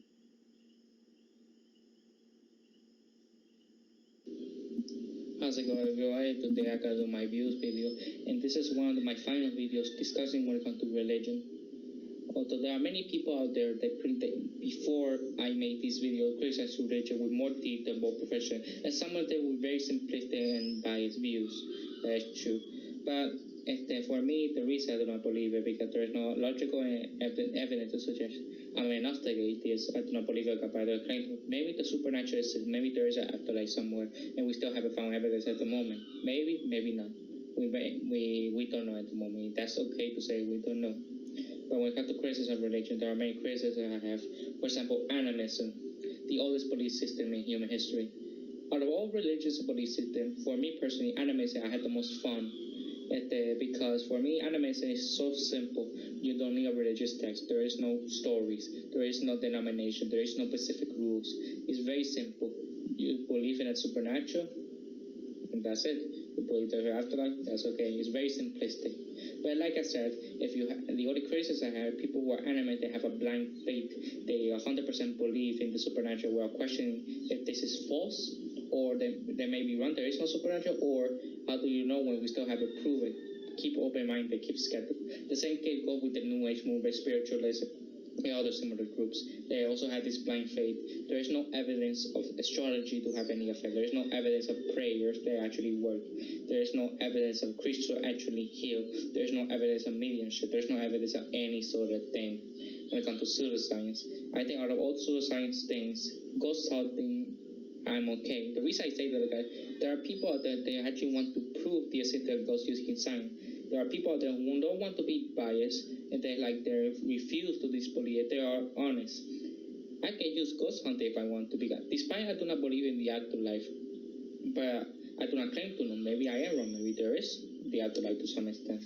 But I think that's why I enjoy the ghost hunting part, despite being a pseudoscience, because it's one of the few fields that you can be honest with yourself and may help the scientific community to explain the phenomena and maybe one day prove the existence of the supernatural. You know, maybe one of the great discoveries of all time. The same thing goes with other religions. Paganism. When I use the word pagan, I refer to every religion outside of the Abrahamic faith, the Indian religions, and the Far Eastern religions. So we talk about Hellenistic, ancient Egyptian, Sumerian, Babylonian, Native American, Aztec, Maya, Germanic, Celtic, Mongolian, Slavic, Baltic, Austronesian, Maori, Polynesian, basically every religion you can think of. The reason I have this fondness for the polytheistic religion is out of all religions, when it comes to they are compatible with one another. They can actually help to understand the truth. Unlike a monotheistic religion, there are many contradict one another compared to a polytheistic. They have little contradiction that may suggest the possibility that they do exist. Although this is more metaphysical, philosophical spectrum, we have no empirical evidence to support these claims. That is true. Maybe they do exist, maybe not. The same thing goes with monotheistic versus polytheistic. So much contradiction out there that is just ridiculous. When it comes to all these paganistic religion, the question is, how true are these stories that you tell? Like, for example, the basket people with their creation story about a dragon who's still in the ground sleeping for eternity. I don't think there is a dragon out there right now. Yes, there are many things we don't know our own planet. We don't know what the core looks like. Yeah, we have enough understanding to what it is and how it behaves, how it works, but we've never physically seen one. So maybe there is a dragon on this planet, but I highly doubt it. But still, it's another story, especially when it comes to cryptozoology. People who had religion with their own crypto were like dragons, monsters, titans, etc. with this paganistic religion. Question, how true are these stories? Are these just misinterpretation? What if the universe? What is a misinterpretation of a rhino? What about mermaids? Don't you think they just be confused with if the seals would just happen from the distance look human-like and might confuse? Although the mermaid part, that's 95% of the ocean is unexplored, so maybe the dust is, I don't know. The same thing goes with other religions. Confucianism, for example. Let's say not with the paganistic religion at the moment because there are so many out there with have their own unique beliefs and monsters and everything. I don't have time to realize every single one of them. There's over 4,200 religions out there. And also like more modern ones like Scientology, very ridiculous in general. When it comes to Confucianism, although the idea is a religion-based morals, that actually to expand, the only problem with what happened with Confucianism is it's very sexist in nature. Women had little rights or freedom compared to the man. If you watch the practice and the beliefs of Confucius, historically speaking, that's been criticized by the Chinese people when it comes to the woman in the position of the Confucius thought, and other similar religions like Taoism, for example. And legalism, despite being created, become a official religion when dynasty that only lasted for a decade, is also legal, but very capitalistic. But capitalistic to everything that is wrong with capitalism, not positive. It's basically fuck you, obey the law. I have some against this as well. But also I had Jainism is another criticism I have with this religion. The reason I have Jainism, despite Jainism being the most peaceful religion of them all, like I mentioned in my previous video, is very sexist, and when it comes to women cannot be a priest unless we reincarnate as a man. Historically speaking, it's been engaged in debate with other philosophical and religious traditions in which theories and practice have been questioned and challenged. There are two criteria for criticism in any system of thought. One based on rational evaluation of instruction, text, teachings, and practice, while the other criteria pertains the consistency or inconsistency of the practitioner applied the teaching. The criticism of Jainism, more commonly example, is karma. It's been challenged by early time by Vedanta and Sankhya branches of Hindu philosophy. In particular, Vedanta Hindu considered Jain position of the supreme and potency of karma, especially its inconsistency of the non-intervention by any supreme being in regard to the fate of the soul. It's considered very atheistic.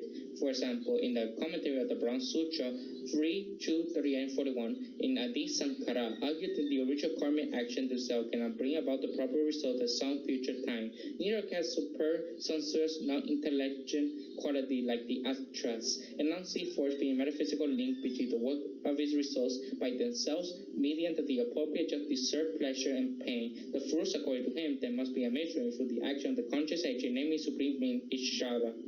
Jainism's strong emphasis on the doctrine of karma and extent of asceticism, also criticized by the Buddhists. Thus, the Samyutta Nikaya narrates the story of the Asipanta Rapatuta, and a headman who was originally a disciple of Maharita and debates with the Buddha, telling him that according to Mahavira Nikantran Natabuddha, a name's fate of karma is decided by that he does habitually.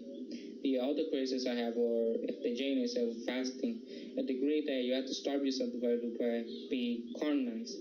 Although I get that many people die, especially children.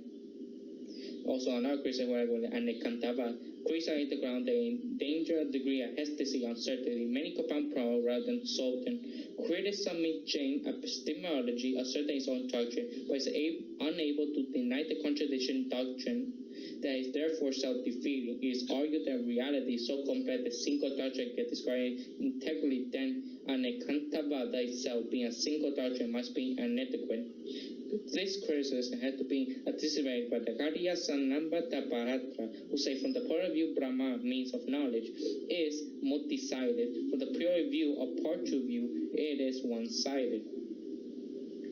Other similar things, for example, and when it comes to criticism of this religion and the practices, like for example the Bodhisattva, is an indulgence of minors and monist order to criticize as a violation of children's rights. Several children's rights activists and government agencies question the practice and interfere in the same distance. Several Jain institutions see this and the interference in religious matters. The legality of the issue was discussed in court.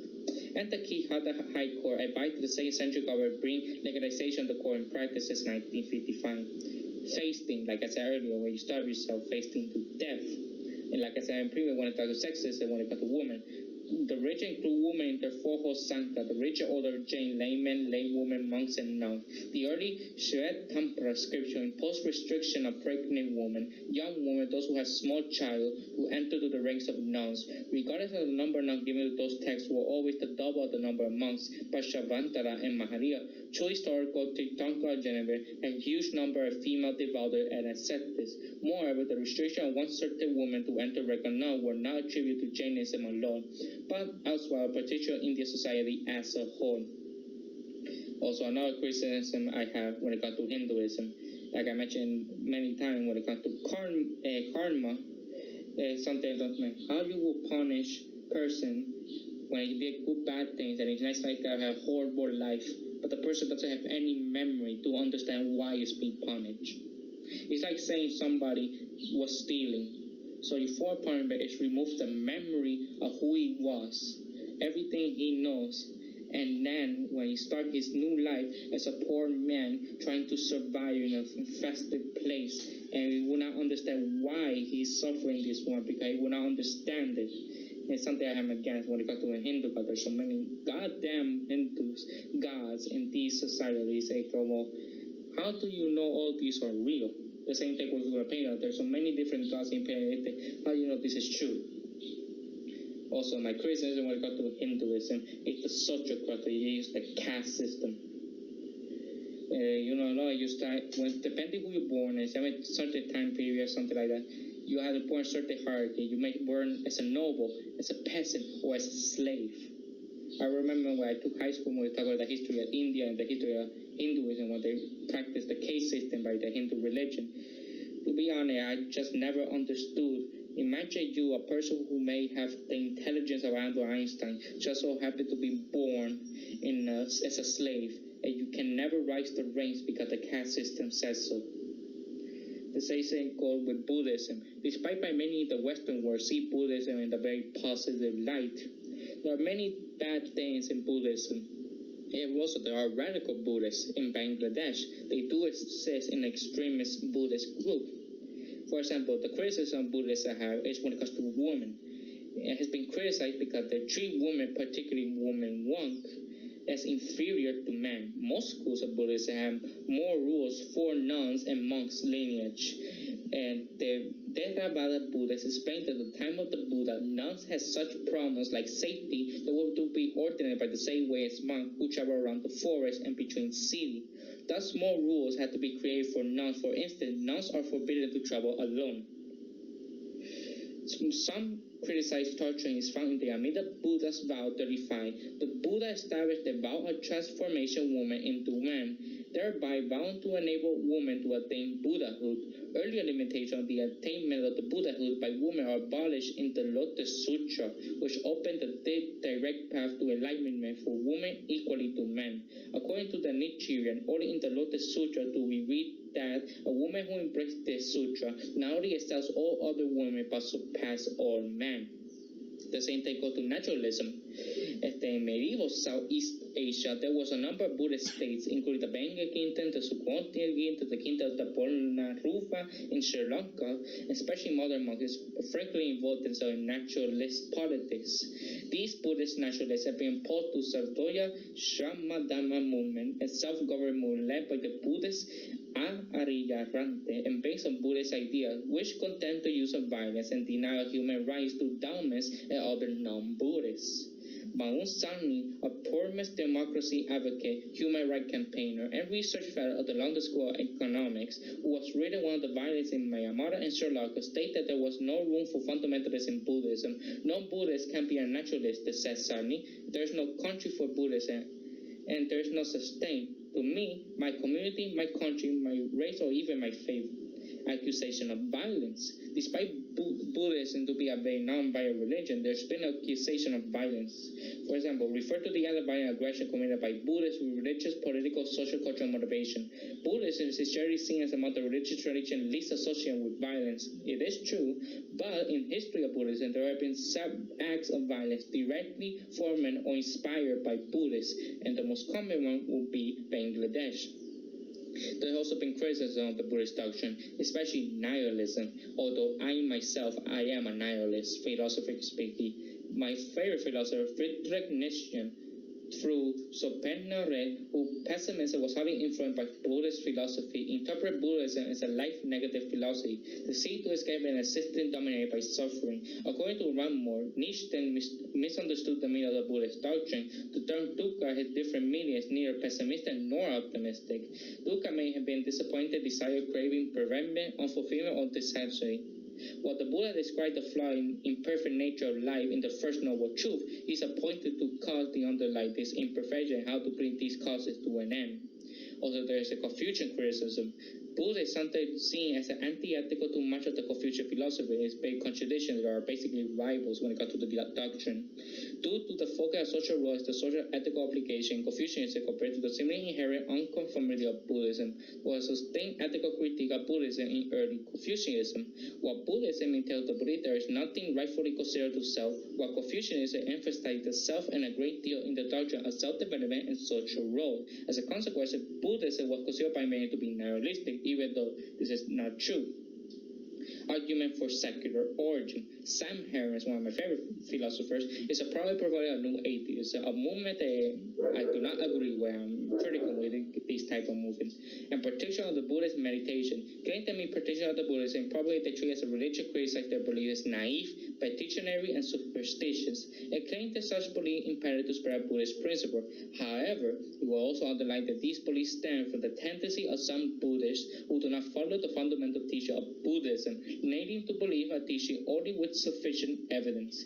Stephen Batchelor, author of Buddhist Without Belief, has written about karma and rebirth, asserting that the Buddha did not claim to have experience that granted him privileged, esoteric knowledge and how to universe trick However, he critique pointed out that his research is contrary to the earliest written record of the Buddha's teaching, as well as the hundreds of years of academic study of the topic. He also pointed out the lack of scholarly research in the bachelor's part to give the credibility to his claim, so that the bachelor may be tempted to reshape the Buddha to his own discomfort with the concepts such as karma and reaper, and this is the case. It is true because Buddhism is more of a complex topic, not the focus on rebirth and karma, something many people confuse that with Hinduism because they both are shared with the same ancestry when it comes to these origins. Despite Hinduism being around since the Bronze Age in the Vedic civilization, and Buddhism created somewhere around the 6th century BCE. The same thing goes with secret societies. Many secret societies have a religious undertone, the most popular the Freemasons. So the reason I have critique of the secret society when it comes to the religious type ones is, how do you know your magic, esotericism, mysticism, magic, and all these things are true? Yes, it is a secret, so we don't know their practices, and maybe they do have some supernatural power. But as a person trying to rationalize and trying to question everything, my question is, how do you know these are true? Why do you think they're just scamming you for the sake of money?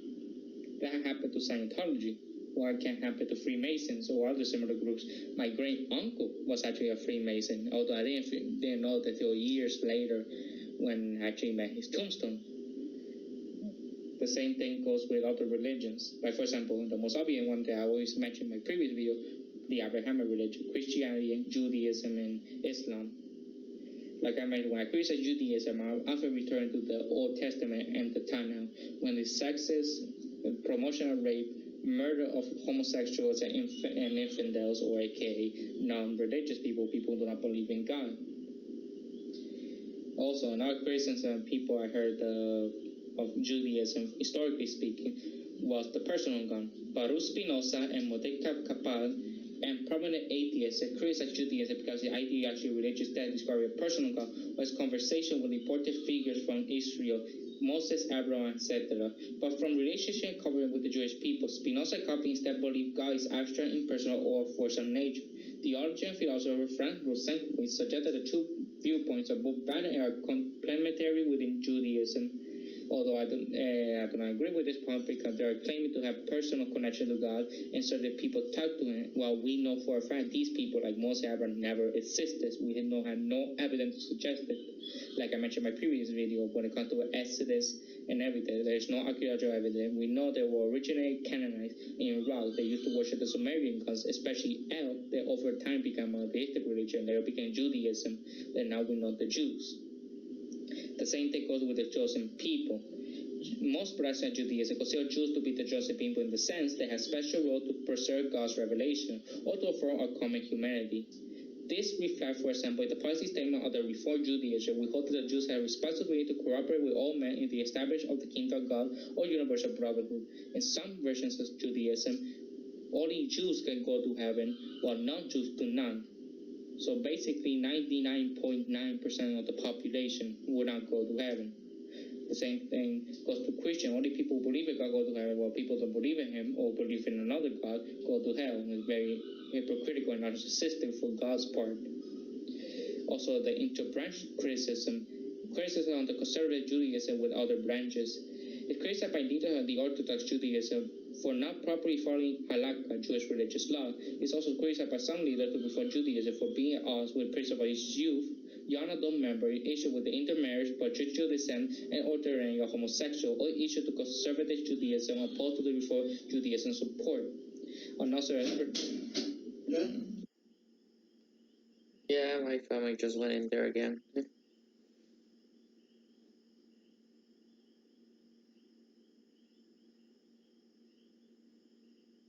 How's it going, everybody? And today I'm going to do another video of criticism of religion. Like in my previous video, I left it off with the part of Judaism, specifically the criticism when it comes to the chosen people and in the history of Judaism, what was the consequences of it. But now we're going to continue criticism of the conservative Judaism from other branches. It's criticized by leaders of the Orthodox Judaism for not properly allowing halakha, Jewish religious law, also criticized by some leaders to reform Judaism from being at odds with the principle of one of those member issues just as intermarriage, patricial descent, and ordinary or homosexuals, all issues that conservative Judaism opposes and reform Judaism supports. Conservative movement and since moved to the direction of allowing for gay rabbis to celebration of the same-sex community ceremonies. There's been other criticism, for example, in traditional Judaism, more of a classical form, and the reform grew out of the dissatisfaction of several aspects of traditional Judaism or rabbinic Judaism, as documented in polemics and other 19th and early 20th century writing. Louis Jacobs, a prominent Masorti rabbi, described the polemics between the Orthodox and Reform movement as follows. According to him, in Louis Jacobs, The Jewish Religion, a component Oxford University Press, Chapter 4 in 1999. No, my mistake, 1995. The polemics between Orthodox and the tradition came to be called, as the reformers were fierce, the Orthodox treated reform as a rank heresy, as no more than a religion of convince which is followed will lead Jews altogether out of Judaism. The reformers retorted that, on the contrary, the danger of Jewish survival was a causation by the Orthodox, who, through their obscurantism, failed to see that the new challenge facing Judaism had to be faced consciously in the presence of Judaism have faced, albeit unconsciously, similar challenges in the past. Other criticisms of the traditional Judaism include the criticism asserted that Torah's laws were not strictly binding. Criticism asserted that many ceremonies and rituals are not necessary. Criticism asserted that rabbinical leadership is too authoritarian. Criticism asserted that there was too much superstition. Criticism asserted that traditional Judaism lead to isolation from other communities, like for example modern-day Islam, like extremist groups nowadays. And criticism asserted that traditional Judaism overemphasized the exile. Some of these criticisms were anticipated much earlier time by the philosopher Uriel de Costa. He was born in 1585 and died in 1640, who criticized the rabbinic authority at the Talmud for lack of authenticity and spirituality. One of the more common criticisms is, if you take a literal perspective of the religion, that one to mention if a Jewish person eat at the table with a non-Jewish person, it's the same thing eating at a table with a dog. That's a very racist point of view. Also, there's been criticism from Christianity as well, from the Christian Jews. For example, Paul's criticism on Judaism viewed Jews for the failure to believe that Jesus was the Messiah from Romans 9:30 to 10:13, and further views about the favored status and lack of equality with Gentiles in Romans 3:27. In Romans 7-12, one criticism of Judaism made by Paul is that it's a religion based in law instead of faith. In many interpretations of the criticism made by the prior to the mid-20th century, Judaism was held to be fundamentally flawed by the sins of self-righteousness. The issue of the complaint by different interversions of Judaism is that at the time some scholars argue that Paul's criticism of Judaism are correct. Others suggest that Paul's criticism directed at Hellenistic Judaism, the form to which Paul was most familiar, rather than Rabbinic Judaism, which assumed the militant line of Judaism which Paul embraced prior to his conversion. There's also a question that who Paul was addressing. Paul saw himself as the apostle of the Gentiles, and it's unclear as to whether the text of Romans were direct to Jewish followers of Jesus, as was Paul, to Gentiles, or to both. If adherence to Jewish law were a requirement of salvation, then salvation would be denied to Gentiles. Christopher Stanley argues, along with similar lines, according to Paul, Judaism rejected Jesus as the Savior, it will allow salvation of non-Jews. That this rejection is part of God's overall plan, and that Israel will also be saved, per Romans 11:26-27. Some scholars argue that fundamental issue underlying Paul's criticism of Judaism hinge on understanding of Judaism's relationship to the Jewish law. Sanders, for example, argued that the view held by many New Testament scholars from Weber on represent a caricature of Judaism, and this interpretation of Paul's criticism is thus flawed by the misunderstanding of the tenets of Judaism. Sanders' interpretation asserts that Judaism is instead best understood as the conventional non-Messianism in which God's grace is given a firm in the covenant. Also, there's also criticism, for example, in Judaism regarding to the death of Jesus. The idea that Judaism, the Jewish people correctly responsible for the death of Jesus, often represented the claim that Jews killed Jesus. Figures probably in the anti-Semitic, it was initially stated by Paul in the New Testament 1 Thess 2:14-15, and the Roman Catholic Church formally disavowed its long complicity and anti-Semitic by issuing proclamation in 1965, repudiating the notion of the Jewish people were any guilty for true Jesus faith. Islam also criticized Judaism throughout history. In the Quranic polemic against the Jews given to the conception of the religion of Abraham, the Quran represents Muslims as neither Jews nor Christians, but followers of Abraham was in a physical sense to follow the Jews and the Arabs, and lived before the revelation of Torah. That's the religion that also known as the Hebrew Bible, also known as the Old Testament. In the order to show that religion practiced by Jews is not the pure religion of Abraham, the Quran mentioned the incident worship of the calf, argued that the Jews do not believe a part of revelation given to them, and their talking of usury shows the worldliness and disobedience of God.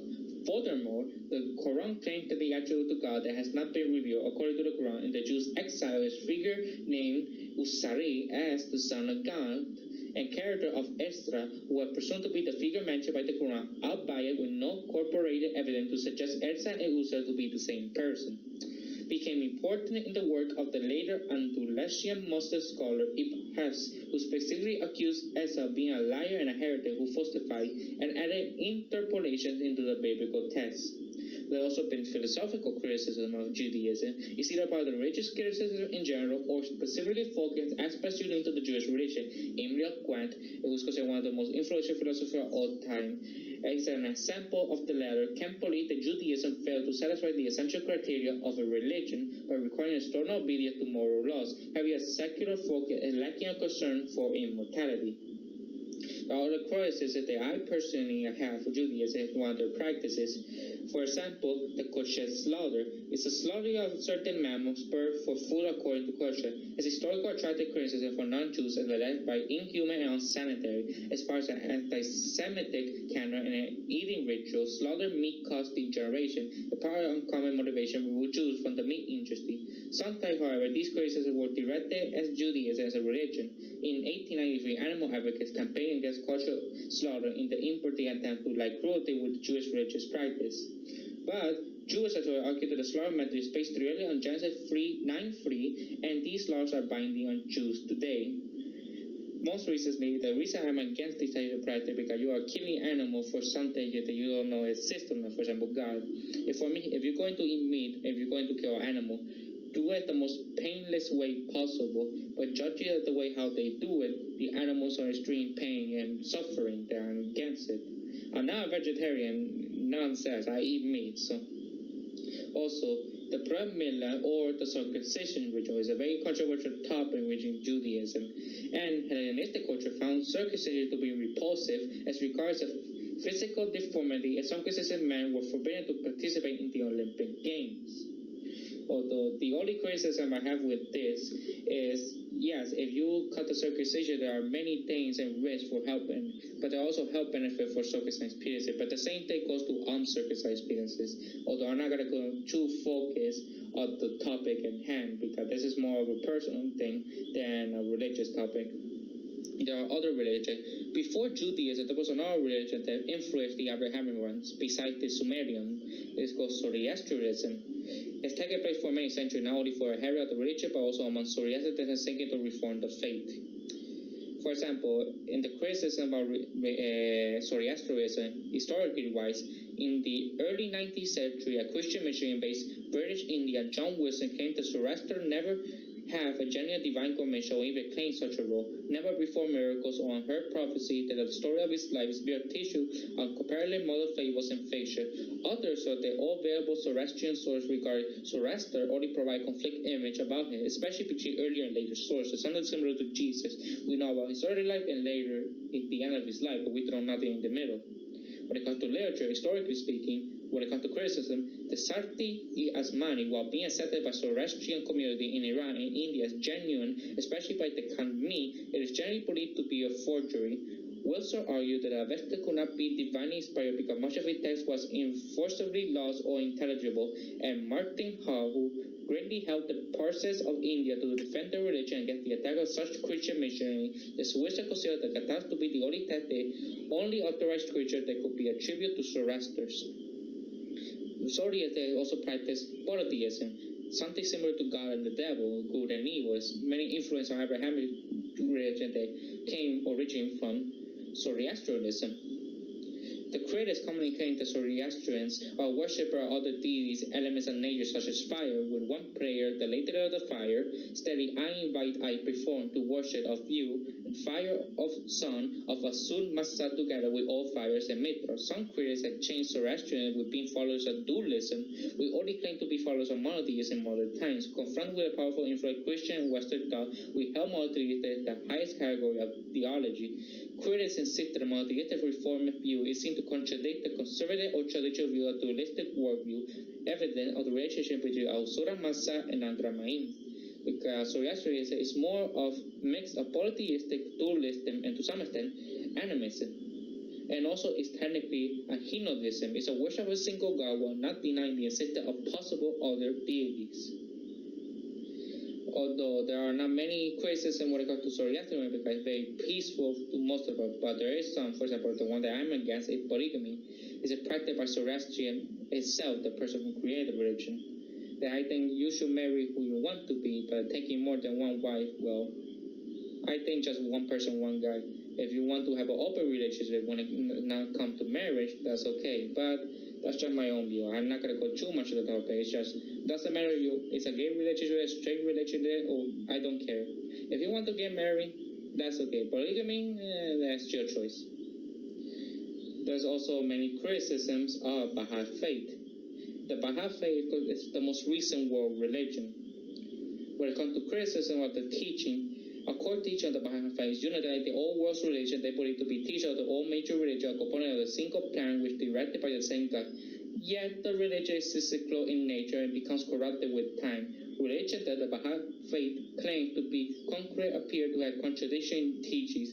For instance, their attitude toward the Abrahamic prophets, Moses, Jesus, and Muhammad, and the way in which followers partake in worship very significant among the major religions, are social laws and attitudes vary between traditions. The principle of universalism itself has been opponents such as Rabbi Jonathan Sack, who claim to be not only the means local and natural tradition, but also encourage widespread religious supremacy. Sack dispute the principle of universalism on the ground there are many, not just one truth, but essentially a human condition. Also, there are Christian critics of Baha'i faith have been to dismiss the Baha'i faith as a secretic combination of faiths, avoid the represent between faith to contradict the idea of unity of religion. Christian Jordan of the unmasked commonly understood exclude all other religions as a path to God. Christian apologist Francis Beckwith wrote of the Baha'i teaching, according to, end quote, the fact that various alleged manifestations of God represent God in contradiction way implies that the manifestation of God can contradict one another, or that God's own nature is contradiction. If manifestations are allowed to contradict one another, then there is no way to separate false manifestations from true ones, or to discover if any other really speak for the true and living God. If, on the other hand, God's own nature is said to be contradictory, it is that God is both one God and many gods, that God is both able and not able to have Son, personal and impersonal, etc. But then behind concept God is reduced to meaninglessness. Also, gender equality. There is a criticism I have with Baha'i thing because women, like most religions, do not treat equally as men. The legitimacy of women to serve a universal house of justice is a particular interest to support a woman priest within the Christian traditions. This is a quote made from a family perspective gathered by Baha'i established in 1995. When it comes to science, harmony between science and religion is said to be an important principle. However, criticism comes from those who consider certain statements of the faith founded to be scientific. Critics of the faith, John Cole, claimed that Baha'i fundamentalists see the scientific worldview as negative counterpart to their faith. Furthermore, he believed that these fundamentalists also reject higher education, even going as far as denying some form of technology, which he said draw parallel to Amish. That is true, and also had criticism of has saying to Baha'i they reject modern science and technology that may actually improve their lives. The same thing goes on other criticism I have for homosexuality. Although this is not historical criticism, this is my own personal criticism, is when it comes to homosexuality within the Baha'i faith. Baha'i teach only permitted sexual relationship between married husband, male, and wife. and against homosexuality in general, and to some social issues, discrimination that I'm highly against. And there's also been criticism based on historical events, like the family Bahá'u'lláh. Although polygamy is forbidden by the Bahá'í law, Baha'u'lláh himself had 3 concurrent wives that goes against their tradition. Also, Bahá'í faith in slavery. Very specifically abolished slave trade among his followers in 1874, but Bahá'í and the Bahá'u'lláh were raised in a household that includes slaves. Also, the Bahá'í split, like most religions, many split in schism with many denominations. There also criticism of leadership that have been politics and statistics, and also when it comes to Bahá'í review, wishing to publish books about the Bahá'í faith must first submit their work to respect the National Spiritual Assembly to approve through a review process. That this process has been critics or some who have been characterized this requirement as a form of censorship. So thank you everybody who watched the video, like, subscribe, and share. I'll also guys next time.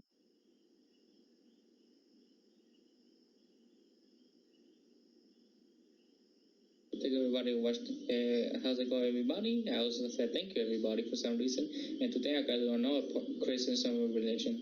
I'm almost ending the scene. I think there's 2 more videos I think if I'm not mistaken to finish my own personal views on religion. I criticize almost every religion I can think of at the moment. Now we gotta continue. This one is Sikhism, one of the more minor world religions. There's been also many historical criticism when it comes to Sikhism. It's been criticized for the perception that in no religious group have been seemingly very limited appeal far beyond those claiming a century from the Indian subcontinent, especially the Punjab region and its surroundings, such as among the just Sikh and Sikh South Asia alone account for up to 90% of the total Sikh population, and approximately 75% of all Sikhs live in Punjab, India. Sikhism does not actively proselytize and discourage it, perhaps explaining the homogeneous nature of the religion. When it comes to violence, similar to other religions, schism and inherent is being accused of violence for glorification. Therefore, through history such as militarization of the Khalsa, symbols such as the Khanda, and also art and legend. However, this has been rejected by David Raporto, who have been convinced to say that the prestige of violent symbols in the Sikh religion has been increased Sikhs' propensity for violent action, or that Sikh religion is violent because Sikhs as a people are violent. I do not think either of these arguments can be made very convincingly. Sikhs believe that violence is acceptable as last resort, that weapons are scarce, and they seem to means to fight so-called evil forces or tyrants, according to C. Raboto. Although this is true to some extent, there has still been violence and radical groups throughout history, although unlike other religions, this is very far few in between. The 10th Guru was an avid hunter, noting in his autobiography his success in killing antelopes, elks, bears, and lions. He is often portrayed with his hunting hawk and hunting dogs and regarded as a huntsman. Louis French conjectured that the Guru Gobi's sign may have hunted as was common among Mughal rulers to demonstrate his own physical and tactical prowess, to familiarize himself with the lay of the land and gather intelligence through networks of his own equivalent in famous article. In historically speaking, in academia, Sikhs have put pressure on universities, and there has been movements among some Sikhs to stiff our academic criticism of Sikhism in North America. And like other religions, when it comes to women and religion, Sikhism is commonly held to promote gender equality compared to other religions. However, some cultural traditions still lead to male children being prized more highly than girls, and to believe in traditional gender roles. They also been claimed that Sikhism's ban on hair removal interfered with women's freedom to follow modern fashion for grooming. However, the ban also affects males as hair in the pubic, chest, armpit region is considered part of the male grooming. On the other hand, this is ban is not applied equally to men and women, with women policies less strictly. For example, removal of facial hair for those that have it and having eyebrows plucked.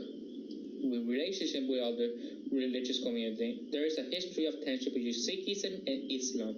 This goes back to the persecution of Sikhs by the Mughal emperors in India, but has manifested in more recent distrust between communities in the UK, including hostility to inter-community romantic relationships. Prior to 1947, partition of India promised by the Sikh majority they were online. However, following the dividing of India and the creation of Pakistan, regeneration of such promise was a approach taken by the Indian government at the time. Following this action occurred to the Operation Blue Star. If you don't know what that is, it was an Indian military operation was occurred between 1st June and June 8, 1984, ordered by the Prime Minister Indira Gandhi in order to establish control over the Ramanti Shabi complex in Amritsar. It was being ostracized by some Sikhs, and the worldwide protest renewed the demand for separation nation was previous movement they called the Khalista movement. During this movement, some Sikhs have been involved in retaliation terrorism. Most well known is being the Air India Flight 182, which 268 Canadian citizens died, and many of the Sikh groups were banned from numerous countries who have been convinced with terrorist activities. Due to such negative influence, the support for Khalista movement has been commonly regarded as an act of terrorism. Many have been expressed for affirming support of the movement.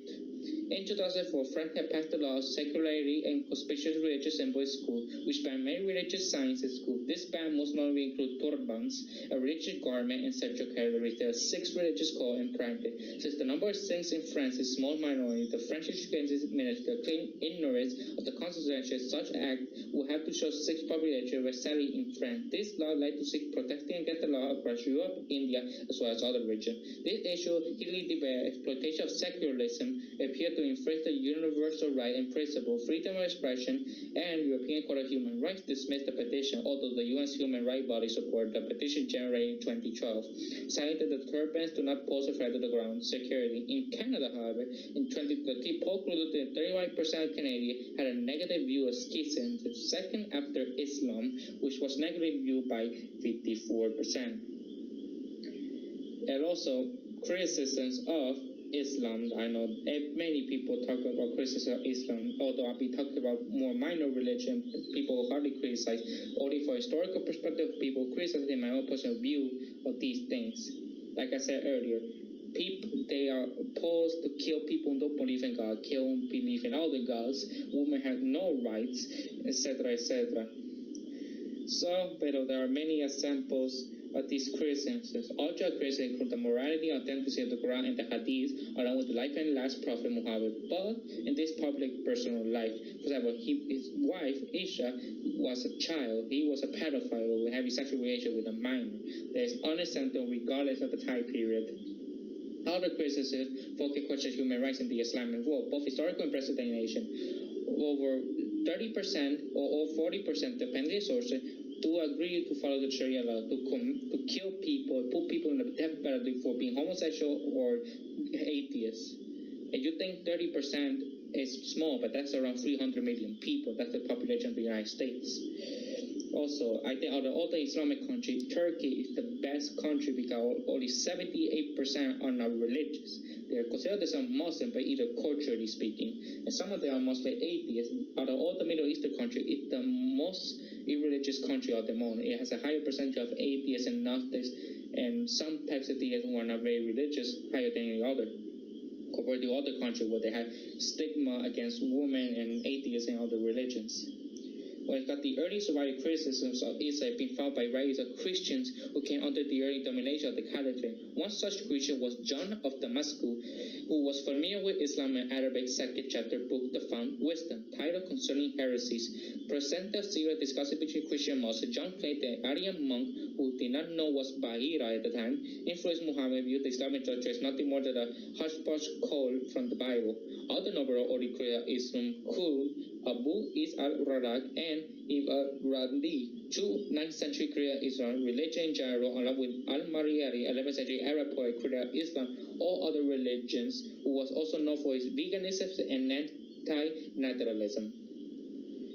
There have also been many critics, for example, David Moon was also critical of Islam, and when it comes to the 19th century, many people were critical of Islam. For example, a Hindu philosopher, Vivekananda. Like I mentioned earlier, throughout the history of Islam, since the beginning, when warmongers, war, violence, discrimination, racism, and to small extent, anti-Semitism. But many people, not just atheists or other religious people, the people within Islam itself criticize the most obvious Turkey. Despite being very irreligious, they also criticize their own religion. For example, the more reliability of the Quran. The originally Quranic manuscript, according to the traditional Islamic scholarship, all Quran was written down by Muhammad's companion while he was alive during 610 to 632. It was primarily an orally related document. It really complement of the whole Quran. It's definitely form we have it now with complete until many years after the death of Muhammad. But John Westbrook, Patricia Groen, and Yehuda No argued that all primary sources which exist are from 150 to 300 years after the events, with the described and thus chronologically far removed of those events, questioning the legitimacy of text. The second confluence miracle, Jesus, for example, made miracles, but like I said, we don't know he even exists. And those miracles has not been documented by any scholar. The same case goes with Muhammad. The most obvious one is when he split the moon in two. If that actually happened, how come no scholar of any other civilization around this time or any other area that may be away, even nighttime, I imagine, to see the moon split, nobody else record this down, nobody else wrote this down from far away civilizations? Regardless, also the imperfection in the Quran. Critics reject the idea that the Quran is miraculously perfect and impossible to imitate, as asserted in the Quran itself. The same thing goes to the Bible when you use the literary perspective. The language of the Quran is held by the Muhammadans to be peerless model of perfection. Critics, however, argue that peculiarities can be found in the text. For example, critics note that a sentence which sometimes said concerning Allah is sometimes followed immediately by another which Allah is speaker. For example, there are surahs 15, 1, 81, 61, 9, 10, and many peculiar opposition were due to the necessary in 31 and 3, while use of many rare words and name fortune to some excuses like 8, 9, 11, 16, and more serious are factual inaccuracy. For instance, Surah 25:53 claims that fresh water so do not mix. While there may be cases with these two bodies of water mix only slowly, every freshwater river that reach an ocean will mix with salt water. Such area mixing are called estuarios, aka Rio de la Plata. Judaism and the Quran. According to the Bente Muhammad upon his Jewish teacher, upon we heard the Jewish Haggadah and the Jewish practice are not generally concerned. John Westbrook believed that the Quran is a redaction part of the sacred scripture, in particular the Judeo-Christian Christian. Herbert Book writes that despite John Westbrook's very cautious and careful inclusion of qualifications on a conjectural and tentative, emphatically provisional, his work is condemned by some. Some of his negative reactions undoubtedly to his radicalness, and Westbrook's work has been praised wholeheartedly by few, has been employed by piecemeal fashion by many. Many praise his insight method and not all of his conclusion. Early jurists and theologians of Islam mention some Jews influenced by they also say they were seen and recognized such and perceived as a disbanded of the illusion of the authenticity message. Bernard Lewis described this something like what is Christian history was called Judaizing heresy. According to Moses Shara, the story of Muhammad having Jewish teacher is allegedly developed in the 10th century CE. Frida Shak described the Quran as having many passages of poetic beauty, religious fervor, and white counsel, but mixed with absurdity, bombast, unmeaning images, and low sensuality. The same thing goes with Christianity, with this violent, heretical, homophobic, racist bastard of a god. Muhammad and God as speakers. According to the Ibn Rada, the Iranian rationalist Ali Tashi criticized the Quran on the basis that some passages the speakers cannot have been God. Rada gives Surah Al-Fitahal as a sample of a factor we clearly addressed to God in the form of a prayer. He said that by only adding the word say in the front of the passage, this difficulty could have been removed. Furthermore, it's also noted that one of the companions of Muhammad, Ibn Masud, rejects Surah Fatiha as being part of the Quran. These kind of disagreements are in fact common among the companions of Muhammad, who cannot be decided which Surah were part of the Quran or which not. There's been other criticism when it comes to Islam. The Quran contains verses which are difficult to understand or contradiction. If you watch my previous video of all the contradictions in the Quran. Some accounts of the history of Islam may there be two verses of the Quran that were alleged added by Muhammad when he was tricked by Satan. In an incident known as the story of the cranes, they refer to the satanic verses. These verses were then retracted and angels Gabriel beheaded. The author of the Apology of Al-Kindi, Al-Misr Ashar Al-Kindi, to be confused with the famed philosopher Al-Kindi, claimed that the narrative in the Quran were all jumbled together, intermixed, that it was evident that many different hands had been worked, therefore accused the discrepancy adding or cutting whatever they like or dislike. Companions of Muhammad could not agree which surah were part of the Quran and which are not. Two of the most famous companions being Ibn Masud and Ubay ibn Gad. The reliability of the hadiths and other criticisms are traditionally related to the Sunnah words and deeds of Muhammad. There are John from radio scholars writing AD 44 and AD 74. more than 200 years after the death of Muhammad in 632. Within Islam, different schools had different opinions on the proper selection and use of hadith. The four schools of Sunni Islam consider hadith sacred only to the Quran, although they differ how much freedom and interpretation should be allowed to legal scholars. Shia scholars disagree with the Sunni scholars as to which hadith should be considered reliable. The Shias accept the Sunnah of Ali and the Imam authoritarian in addition to the Sunnah of Muhammad. As a consequence, they maintain their own different collection of hadith. It has been suggested there is around the hadith three major sources of corruption: political conflict, sectarian prejudice, and desire to translate underlying meaning rather than the original word verbatim. Most critics of the hadith, Quranists, reject authority of hadith on the theological ground, pointing to the verse of Quran itself. Nothing have we omitted from the book. Declare that all necessary instruction can be found within the Quran, without reference to the hadith. They claim that following the hadith is led to people straying from the original purpose of God's revelation to Muhammad adhered to the Quran alone. Kulma Ahmed Pervez was not for critics of the hadith and believed that the Quran alone was all that is necessary to skirt God's will and our obligation. Like I said in my previous video, God is very violent, so I don't know how you're going to worship a violent tyrant. And Fatwa, reviewing with signed by more than 1,000 Orthodox clerks, denounced him as a caliph or non-believer. His seen work, Magame al-Hadi, argued that were composed of the cardinal words of previous century, but suggested he is not against the idea of collecting sayings of the Prophet. And only that he would consider that any hadith that goes against the literal Quran had been falsely attributed to the Prophet. In 1986, Malaysian book Hadith, a re-evaluation by Qasimi Adal, was met with controversy, and some scholars declared him as an apostate from Islam for suggesting that hadith are sectarian, anti-science, anti-reason, anti-woman. And I agree, reading the text in a literary perspective. John Esposito, not a modern Western scholar, seriously questioned the historicity and authenticity of the Hadith and also the Bible and the Torah, maintained that the bulk of tradition and tribute to the Prophet Muhammad were actually written much later. He mentioned Joseph Scali, considered the father of the revisionist movement, as one scholar who argued that this, claiming that Scott no found evidence of legal tradition before 722, when we Scott conclude the Sunnah of the Prophet is not worse than these of the Prophet, but apocryphal material dated from later, which scholars, however, such willful method have argued that Wilson rejected as late fiction is unjustified. Other Orthodox Muslims did not deny the existence of false hadith, but believe that should be scholar work at these hadith have been largely eliminated. Lack of secondary text. The same thing also which is that we lack secondary evidence outside of the text, Bible. The traditional view of Islam has been criticized for the lack of supporting evidence consistent with the views such as the lack of archaeological evidence, discrepancy with non-Muslim literary sources in the 1970s, has been described as a way of skeptical scholars challenge a great deal of received wisdom in Islamic teaching. They argue that the Islamic historical tradition be correctly correct in transmission. They try to correctly reconstruct the early history of Islam from others. The same thing happened to Christianity and Judaism. Like I mentioned earlier, anything that happened in the Old Testament never happened because there's no archaeological evidence. And the story of the Jesus, there is no evidence to suggest he actually existed, or the person of the Jesus we know today seem the same that he actually did. And Islam for a more reliable sources such as coins, inscription, and Islamic sources. The author of this group was John Westbrook, and Westbrook's work were widely noted but was not widely read. In 1972, a catcher of ancient Qurans in Mosque in Sanaa, Yemen, was discovered commonly known as the Sanaa manuscript.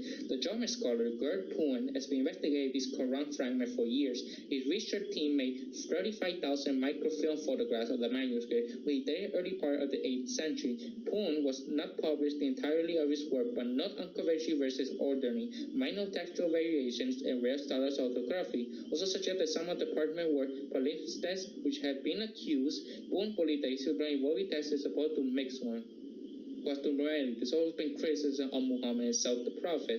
He's considered one of the prophets of Islam. As a model for followers, critics such as Sigismund Coel and former Muslim Ibn Warren see some of Muhammad's actions as immoral. Like I said with Muhammad, or I said to Moses actually, many romanticize, but read the text, he did some horrible things.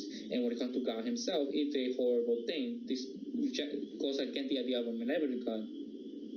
Ka'b ibn al-Ashar wrote the poetic elegy commentary to slain Quraysh notables. Later, he traveled to Mecca and provoked the Quraysh to fight Muhammad. He also wrote erotic poetry about Muslim women, which offended the Muslims there. This poetry influenced so many that this was considered directly against the custody of Medina, which state loyalty, kiss protection against treachery, and this document will not be employed to protect one who is unjust or commits a crime.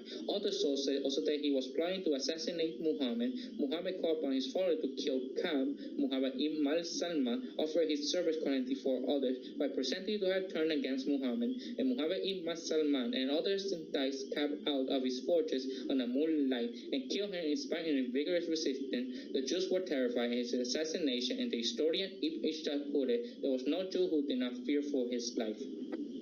The age of Muhammad's wife Aisha, like I said, she was around 6 or 7 years old when she was married to Muhammad, and 9 when she was married was consummated. And like I said earlier, this is pedophilia, no question asked.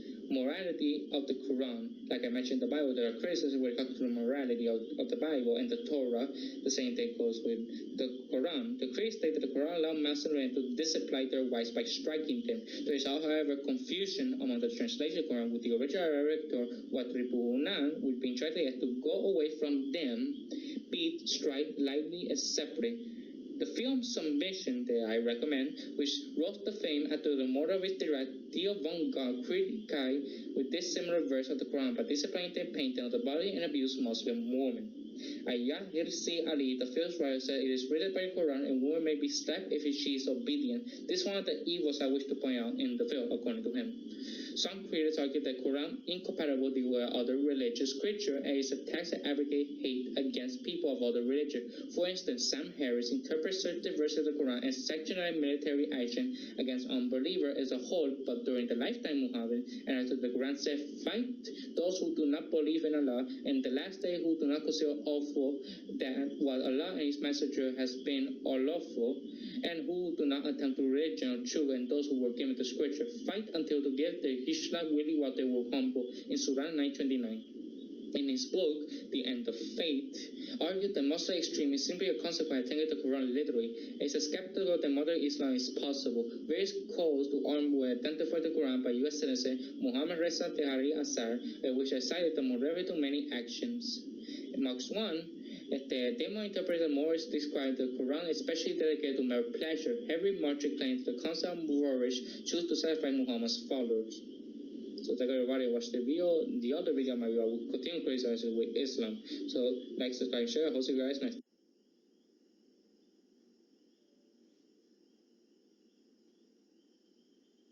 How's it going, everybody? And today we're going to do another criticism of religion.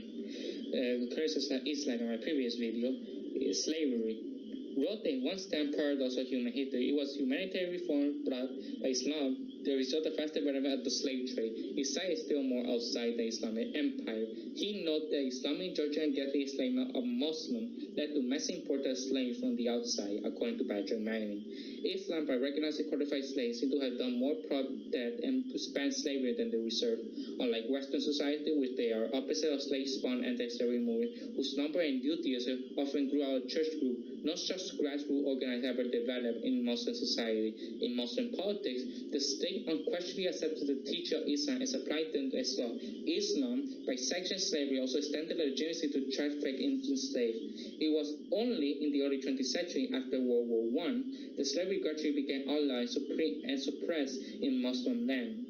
Due to the pressure studied by Western nations such as Britain and France, Corto described the lack of homegrown Islamic abolition movement as owing much to the fact it was deeply core in Islamic law. For legitimacy slavery and by extension the traffic in slaves, Islam elevated those practices to an unsalvageable moral plane. As a result, in no part of Muslim world was ideology challenged ever mounted against slavery. The political and social system of Muslim society would have taken a dim view in such challenges. The issue of slavery in the Islamic world in modern times is controversial, however. Critics argue that these are hard evidence for its existence and destructive events. Others maintain slavery in the central Islamic land being virtually extinct since the mid-20th century, and to report from Sudan and Somalia showing practice of slavery in border areas as a result of continuing war and not Islamic beliefs. In recent years, according to some scholars, there have been very trying to reopening of issue of slavery, but some consider Salafi Islamic scholars after closely earlier in the 20th century country where Muslim countries ban slavery and Muslim scholars for interpreting consistent with the Quran morality. Sharif al-Dala, a writer of Calabar, spread the view in 1993 and forced it to stop it to the court, restricted the war captive to those born of slaves. In 2014, issued of their digital magazine, David, the Islamic State of Iraq 11, explicitly claimed religious justification for enslaving Yazidi women. For example, in Egypt, atheists, just by definition, are considered terrorists and should be death penalty. Almost 70% in some of these countries, Islamists are agree with this. The only exception would be Turkey, the best Middle Eastern country when it comes to social life. This apostasy is identified that these are actions of the conversion to another religion, denying the existence of John, rejected the prophet, mocking God, the prophet, idol worship, rejected the Sharia, or permitting behavior that is forbidden by the Sharia, such as adultery or eating of forbidden foods or drinking an alcoholic beverage. The majority of Muslim scholars hold to the traditional view that apostasy is punishable by death. Laws prohibiting religious conversion run contrary to Article 18 of the Universal Declaration of Human Rights. Although 13 Muslim majority countries, atheism is punishable by death. And when it comes to the Islamic law, 4 Sunni school Islamic jurisprudence, as well as Shia scholars, agree that one different punishment between male and female. A sane adult male apostate may be executed. A female apostate may be put to death, according to the majority view, and imprisoned until she repents. The Quran-friendly apostate punishable in the next world, according to historian W. have registered states the tradition, however, contain the element of death penalty. Most scholars Shafi interpret verse Quran 217 as adoption the main evidence for the death penalty in Quran. The historical Well-Halal state that later addition of death penalty reflect a later reality as not standing according to the deeds of the Prophet. He first stated that nothing long covered by apostate driven from the letter of the Holy. William Montgomery Watt, in response to the question about Western views of Islamic law, has been cruel state that Islamic teaches such parenting may have been suitable for the age when Muhammad lived. It doesn't matter. However, as society has been such progress, become more peaceful in order they are not suitable any longer. Some contemporary Islamic Jurists from both Sunni and Shia denominations together with Quran only Muslims have argued racial fatwa is that they either the change of religion is not punishable or is only punishable under restricted circumstances. For example, Grand Ayatollah Hussein Ali Mustasari argued that no Quran versus Christian earthly penalty for apostasy as there is now improbable for the punishment was prescribed by Muhammad and early Islam due to the political conspiracy against Islam and Muslims, not only because of the change in the belief or expressing it.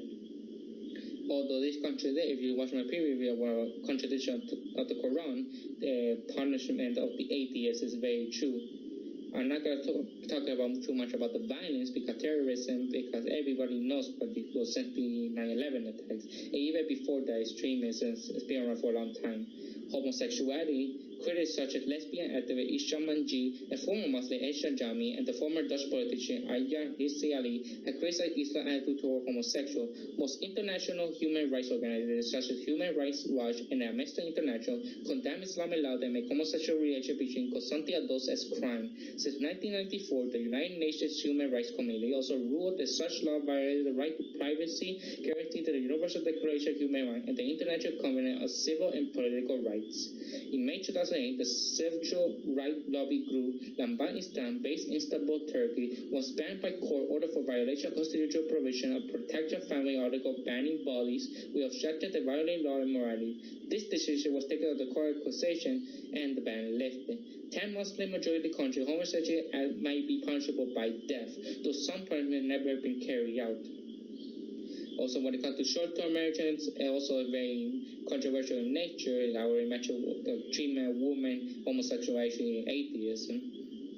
And also, when it comes to age, in some countries there is no age at the requirement for someone to get married.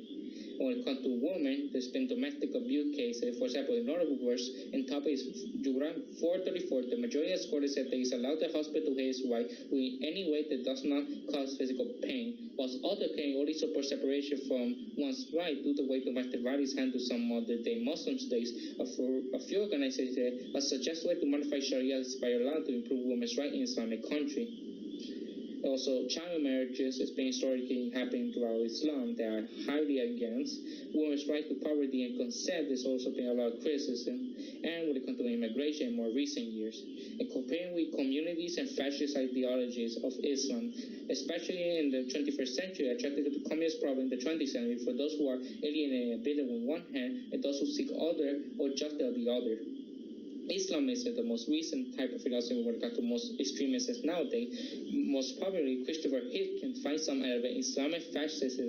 Melissa Rute, and a Scottish writer historian who writes and religions Islamic affair, both identify Islam as an Islam of fascism, but also find the Islam preaching true ideology compelling. French philosopher Alexandre Del Valle compares Islam and fascism to the community in his red-green-brown alliance theory.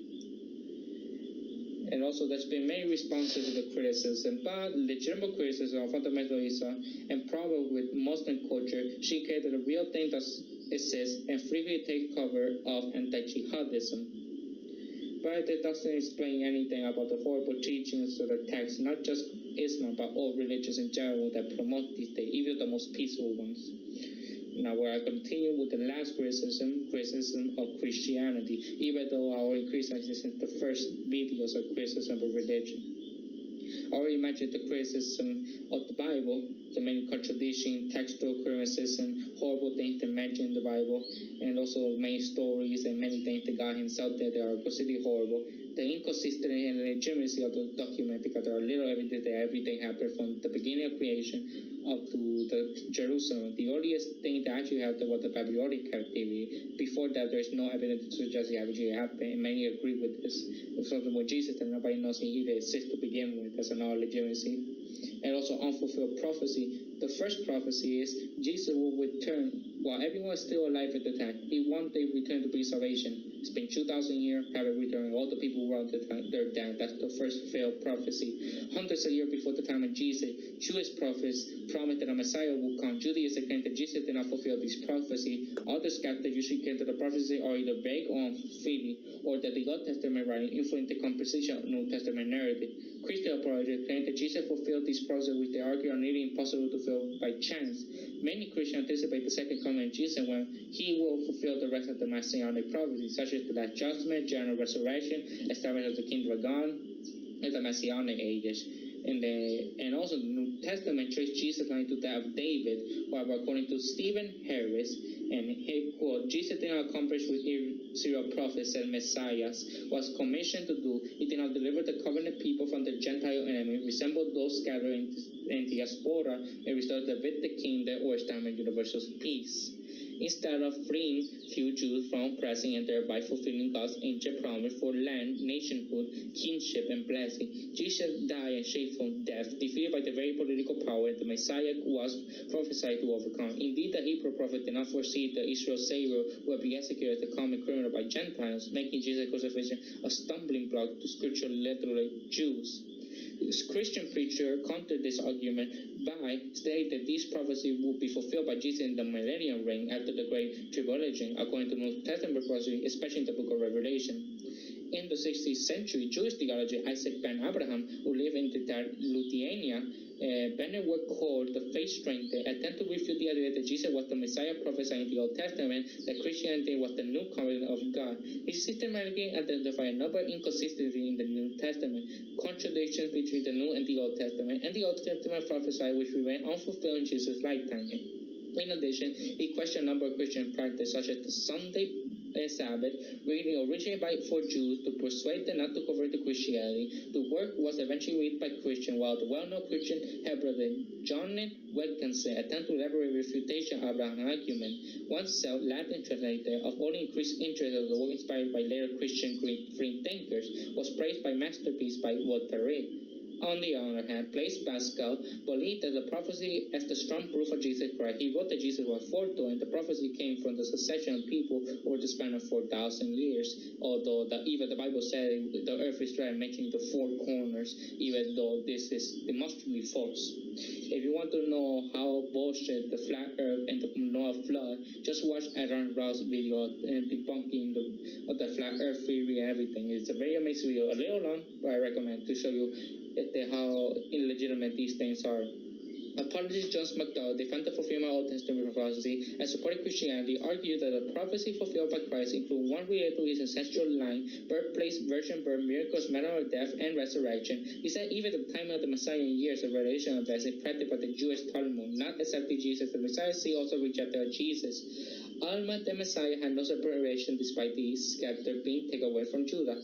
Prophecy of the Nazarene in Matthew 2:23. He came at 12 is city called Nazareth, and might be fulfilled which is spoken by the prophet. He shall be called Nazarene. The website of Jews for Judaism painted as Nazarene is a resident of the city of Nazareth. In this city did not sit during the time period of the Jewish Bible. It's impossible to find the quotation the Holy Scripture was fabricated. However, one comment suggesting the New Testament is based on the past relation to Nazareth, either because it was misunderstood common in time or for a deliberate rereading the term by early Christians. Another suggests that Matthew was playing a similarity of the Hebrew word Nazareth, translate branch or shoot in Isaiah 11:1 or Jeremiah 23:5, with the Greek Nazarenes and translate Nazarene.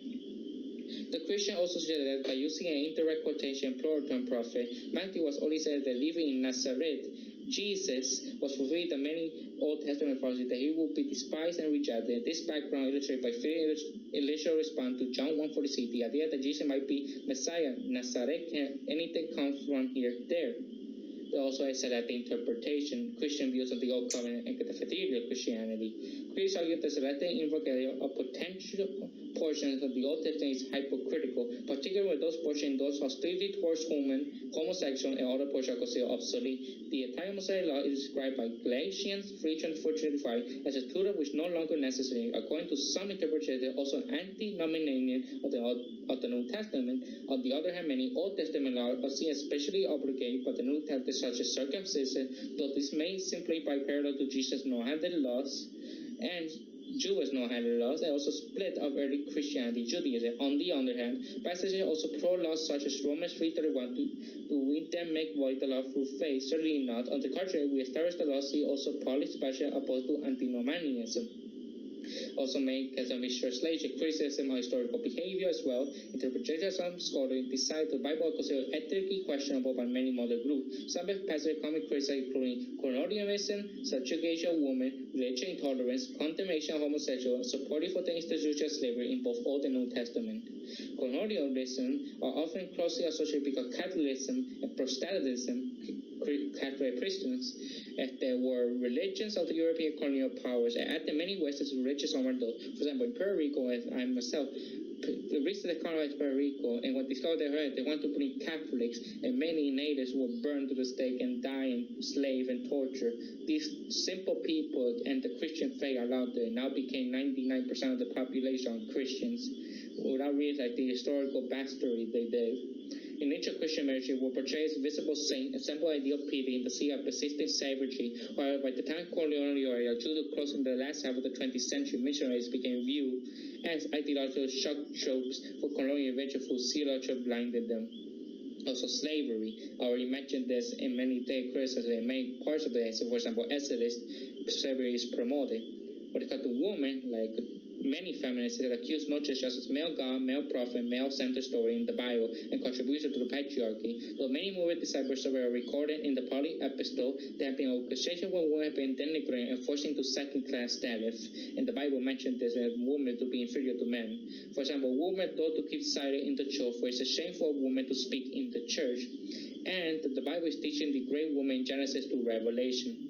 Elizabeth Clark, citing early Christian writing by authors such as Tertullian, Augustine, and John Chrysostom, has been assembled a negative view of women as being perpetuated in church tradition until the later part of the 20th century. Only the names of very few women who contributed to the formation of Christianity in the early years, while widely known Mary, the mother of Jesus, and Mary Magdalene, disciple of Jesus, and the first witness to the resurrection, Mary and Martha, and sister who him hospitalized in Bethany. But like I said earlier, and I've criticized before, women in general are not treated very equally in religion. And when it comes to criticism and violence, many Christians cite the violent act Christian nature or reason for denounced the religious science fiction writer Arthur Clarke said that he could not forgive religion for the atrocity of wars over time. But of all wars in religious history, only 4 to 6% of all wars were in human history were religious based, and almost 12% were Islam. Richard Dawkins makes a similar case in his book, The God Delusion, in counter-argument book, The Dawkins Delusion, respond to Dawkins by stating that far from endorsing outgrew hostility, Jesus command at the outgrew affirmation. But that doesn't make sense because Jesus, in order to be disturbed, you have to hate your parents, the law, even yourself, everything you have to hate in order to become a disciple. You want to separate your family alone to become a disciple. They are highly against it. This is a cult-like behavior. And throughout history, I think Christians in general were the first extremist groups because before this, rarely you see something like this when religious group pretend Christianity. The same thing with relationship between science and religion. We have many creationists, young creation, and many dumbasses who reject science because they confront their faith. And also when it comes to ethics, the philosopher French Nietzsche was a notable critic and ethics of the Christianity. Ethics in the Bible, the critics commanded the Old Testament by God to commit genocide and spare no people. The existence of evil is being argued as evidence of no omnipotent, unbelievable being. However, skeptical theists suggest that humans did not have to understand the big picture to make a good assessment. However, a counter-argument by Stephen Maxim suggests that the entire inconsistency in the Bible is not followed by most Christian Jews today, such as the execution of homosexual, blasphemers, disobedient children, or the punishment for mixing linear and cloth, ultimately undermine the skeptical deism argument. Christian acts also be criticized for breeding intolerance, such as anti-Semitic views, and for having repressed nature. Criticism of being aimed to the core Christian ethic and the threat of hell. Like I said, the problem of evil and the problem of hell. When it comes to politics, I'm not going to go too much because medieval ages, you will understand if you study medieval history. But I think liberal Christian, secular Christian, Christian atheists, the open Christian enough, that those are more okay because they're open-minded, they're okay, they will admit they may be wrong when it comes to the belief of the supernatural in God. They are more open-minded, they understand that not everything says is literal truth, do not take a serious measure. Also, when it comes to miracles, David, who argued against the possibility of miracles. 1. A miracle is violation of no laws of nature. 2. We know these laws through repeat and constant experience. 3. The testimony of those who report miracles contradict the operation of scientific laws. And 4. Consequently, no one can rationally believe in miracles. Miraculous healing through prayer, often for laying on the hand, but on many Christian science, when I heard about Christian science, I thought, it's a Christian that accepts science, but no, it's just they pray alone to heal every day, even though many children die. Incarnation. Celsus found it hard to reconcile a Christian human God who was born and mature with his Jewish God who was supposed to be one and unchanging. He asked if God wanted to reform humanity, why did he choose to descend and live on him? How his brief preface of Jerusalem could benefit all the millions of people who live elsewhere in the world who had lived and died before his incarnation. One classical response by Louis Lemma, a syllogism popularized by C.S. Lewis, they now demonstrate logical inconsistency by both holding Jesus in Nazareth to be great moral teacher while also denying his divinity. The logical sounding of Lemma has been widely questioned. Also, like I mentioned, hell. If God is loving, why hell exists? I will not continue with this part. Ontology. Christians sometimes being accused of ontology, especially in regard to an incolicate controversy. If you don't know what that is, it's a referred to superior Hitler and Byzantine Emperor with the use of religious and mega act that was above religious and imperial authority within the Eastern Church. However, Orthodox and Roman Catholic Christians forbid worship of icons, rarely sanctifying themselves, while only those represented by them as accepting and philosophical judging by the Second Council of Constantinople. Also, we have other like limbo, purgatory, more of a neutral ground. That again, this brings to question the legitimacy of the simple heaven and hell and benevolent God. The idea of atonement for sin, criticized by Richard Dawkins, on the ground that image of God is regarded the suffering and death of Jesus to affect reconcile with humankind is immoral. To this view, summarized by Dawkins, if God wants to forgive our sin, why not just forgive them? Who is God trying to impress? Orthodox theology, Alistair McGrath maintained Dawkins is ignorant, and Christian theology, and therefore unable to engage religion and faith intellectually. He goes on to say that atonement was necessary because our flawed human nature would make possible you to excel and express God's love for us by removing distance. Although this is a contradiction because if God wanted to prove that He's real and wants to forgive, why you send your son to be tortured and killed? Doesn't make sense. The same case goes with the prophecy of the future about his second coming. We'll continue that with the next video. So thank you everybody watch the video, like, subscribe, share. I'll see you guys next.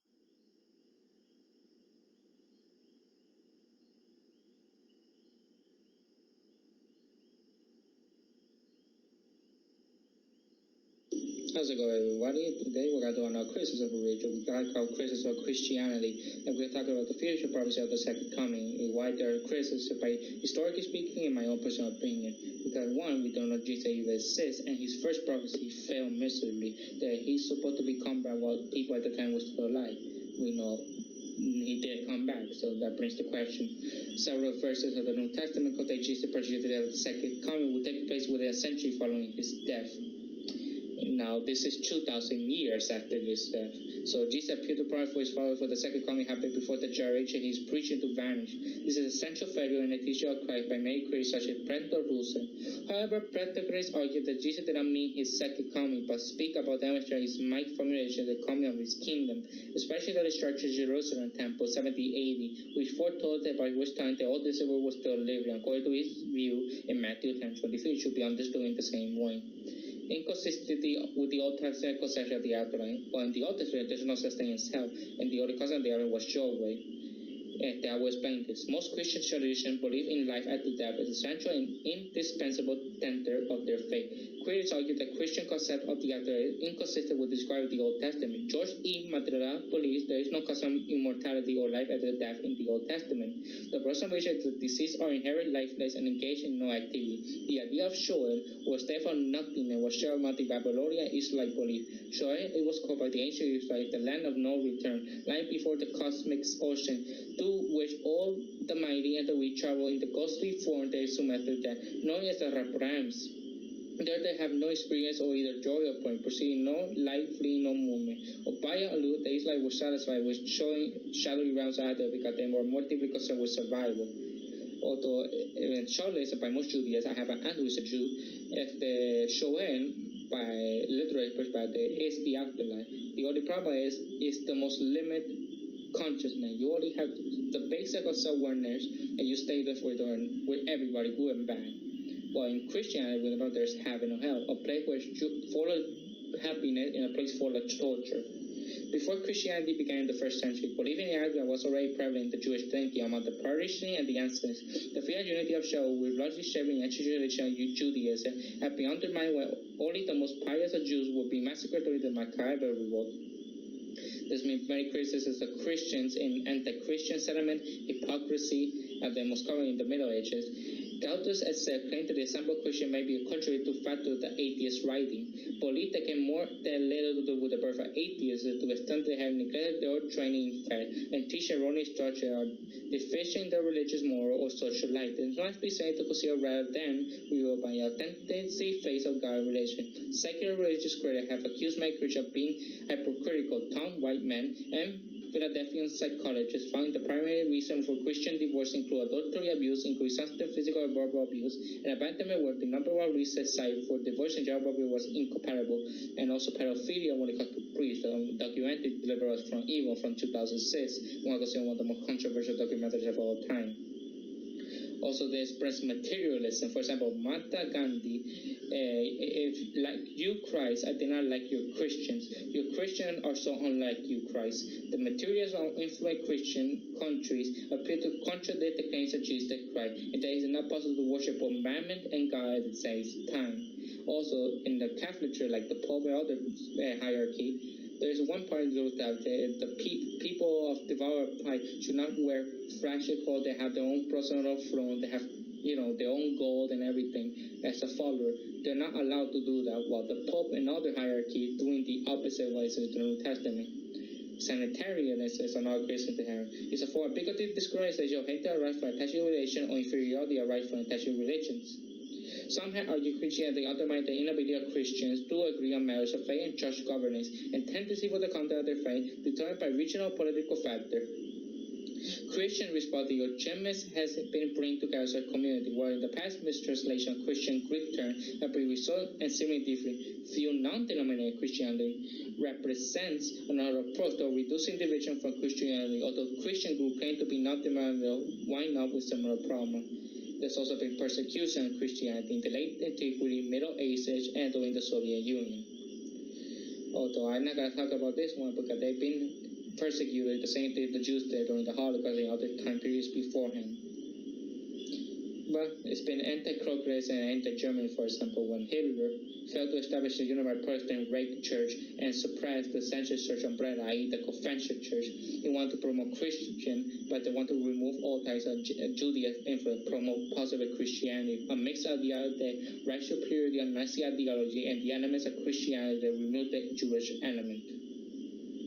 There also been other criticisms by other religions. For example, Hinduism, Ram Mohan Roy criticized Christian Judaism asserted how unreasonable and self-contradictory they are. And he further added that people even from India were impressed with Christianity due to the economic hardship and weakness, just like European Jews were pressured to embrace Christianity by both encouragement and force. There are also other religions, for example, in Judaism, criticized Christianity, like, for example, Shon Boban criticized Christianity as a lesser form of monotheism and less a unified deity compared to Judaism. Islam also criticized Christianity. Most scholars criticize Christianity usually for its Trinity concept, and they argue the doctrine is eventually distortion of the idea about God, represent the idea that there are three gods. That is true. Also criticism like Christianity and paganism, because many Christian holidays were adapted from paganism. For example, Christmas was originally a Germanic tradition for the Germanic paganism. And like, for example, Thursday is originally Doors Day. The historicity of Christianity concerned the degree at which sources show Jesus of Nazareth existed as a historical period. It concerned the issue of what really happened based about the constant time and place, and also the issue of how mother observed come to how what really happened. And second, which consists of historical research practicing and methodologies for analyzing reality of primary or other historical research. There's been the Christ myth theory, a view that personalized Jesus of Nazareth had no historical existence. Alternatively, the term created by Ralph Erdman explores his criticism of mythicism. The so-called Jesus did not exist, or if he did, he had virtually nothing to do with the founding of Christianity. Some might argue Christianity is not founded on historical Jesus, but rather on mythical creation. This view proposed that the idea of Judaism was a Jewish manifestation of an Hellenistic mystery cult that acknowledged the non-historic nature of their deity, using instead as a teaching device. However, the position that Jesus was not a historical figure is essentially without support among biblical scholars and classical historians. Most would regard his argument, for example, pseudo-scholarship. Scholars and historians such as James Charles Wood caution against religious using parallel with life-death rebirth gods with widespread mystery religion prevent the Hellenistic culture to conclude that Jesus is purely legendary figure. Charles Wood argued that it would be foolish to continue to foster the illusion of the gospel of a fictional story like the legends of Hercules and Cephas. The theology of the New Testament the interpretation of real historical events. It is true, but we don't have no evidence that Jesus actually said. He may not say actually. Maybe his story is based on multiple persons. Some say that with, this one Roman guy, Prince, I forgot his name, has stories that are very similar to Jesus, so may suggest that this guy may be the inspiration for Jesus Christ. But it comes to criticism of religion. Historical records of Christian religion goes back to the 5th century BCE. By ancient Greek like Diagoras, the atheist of Malus in ancient world. The earliest known critic of religion was a Christian critic, Lucrezio del Narunaro. For example, it's the 1st century BC. Criticism of religion is complicated by the fact that there is a multiple definition and concept of religion today. Even though the concept of religion is not found in historical culture that around sacred texts, there are monotheism, polytheism, pantheism, non-theism, and to diverse specific religions such as Christianity, Judaism, Islam, Taoism, and Buddhism. Every scripture religion on earth that promotes exclusive truth claim necessarily disagree to truth claim and other religions, critics of religions are often regarded religions outdated.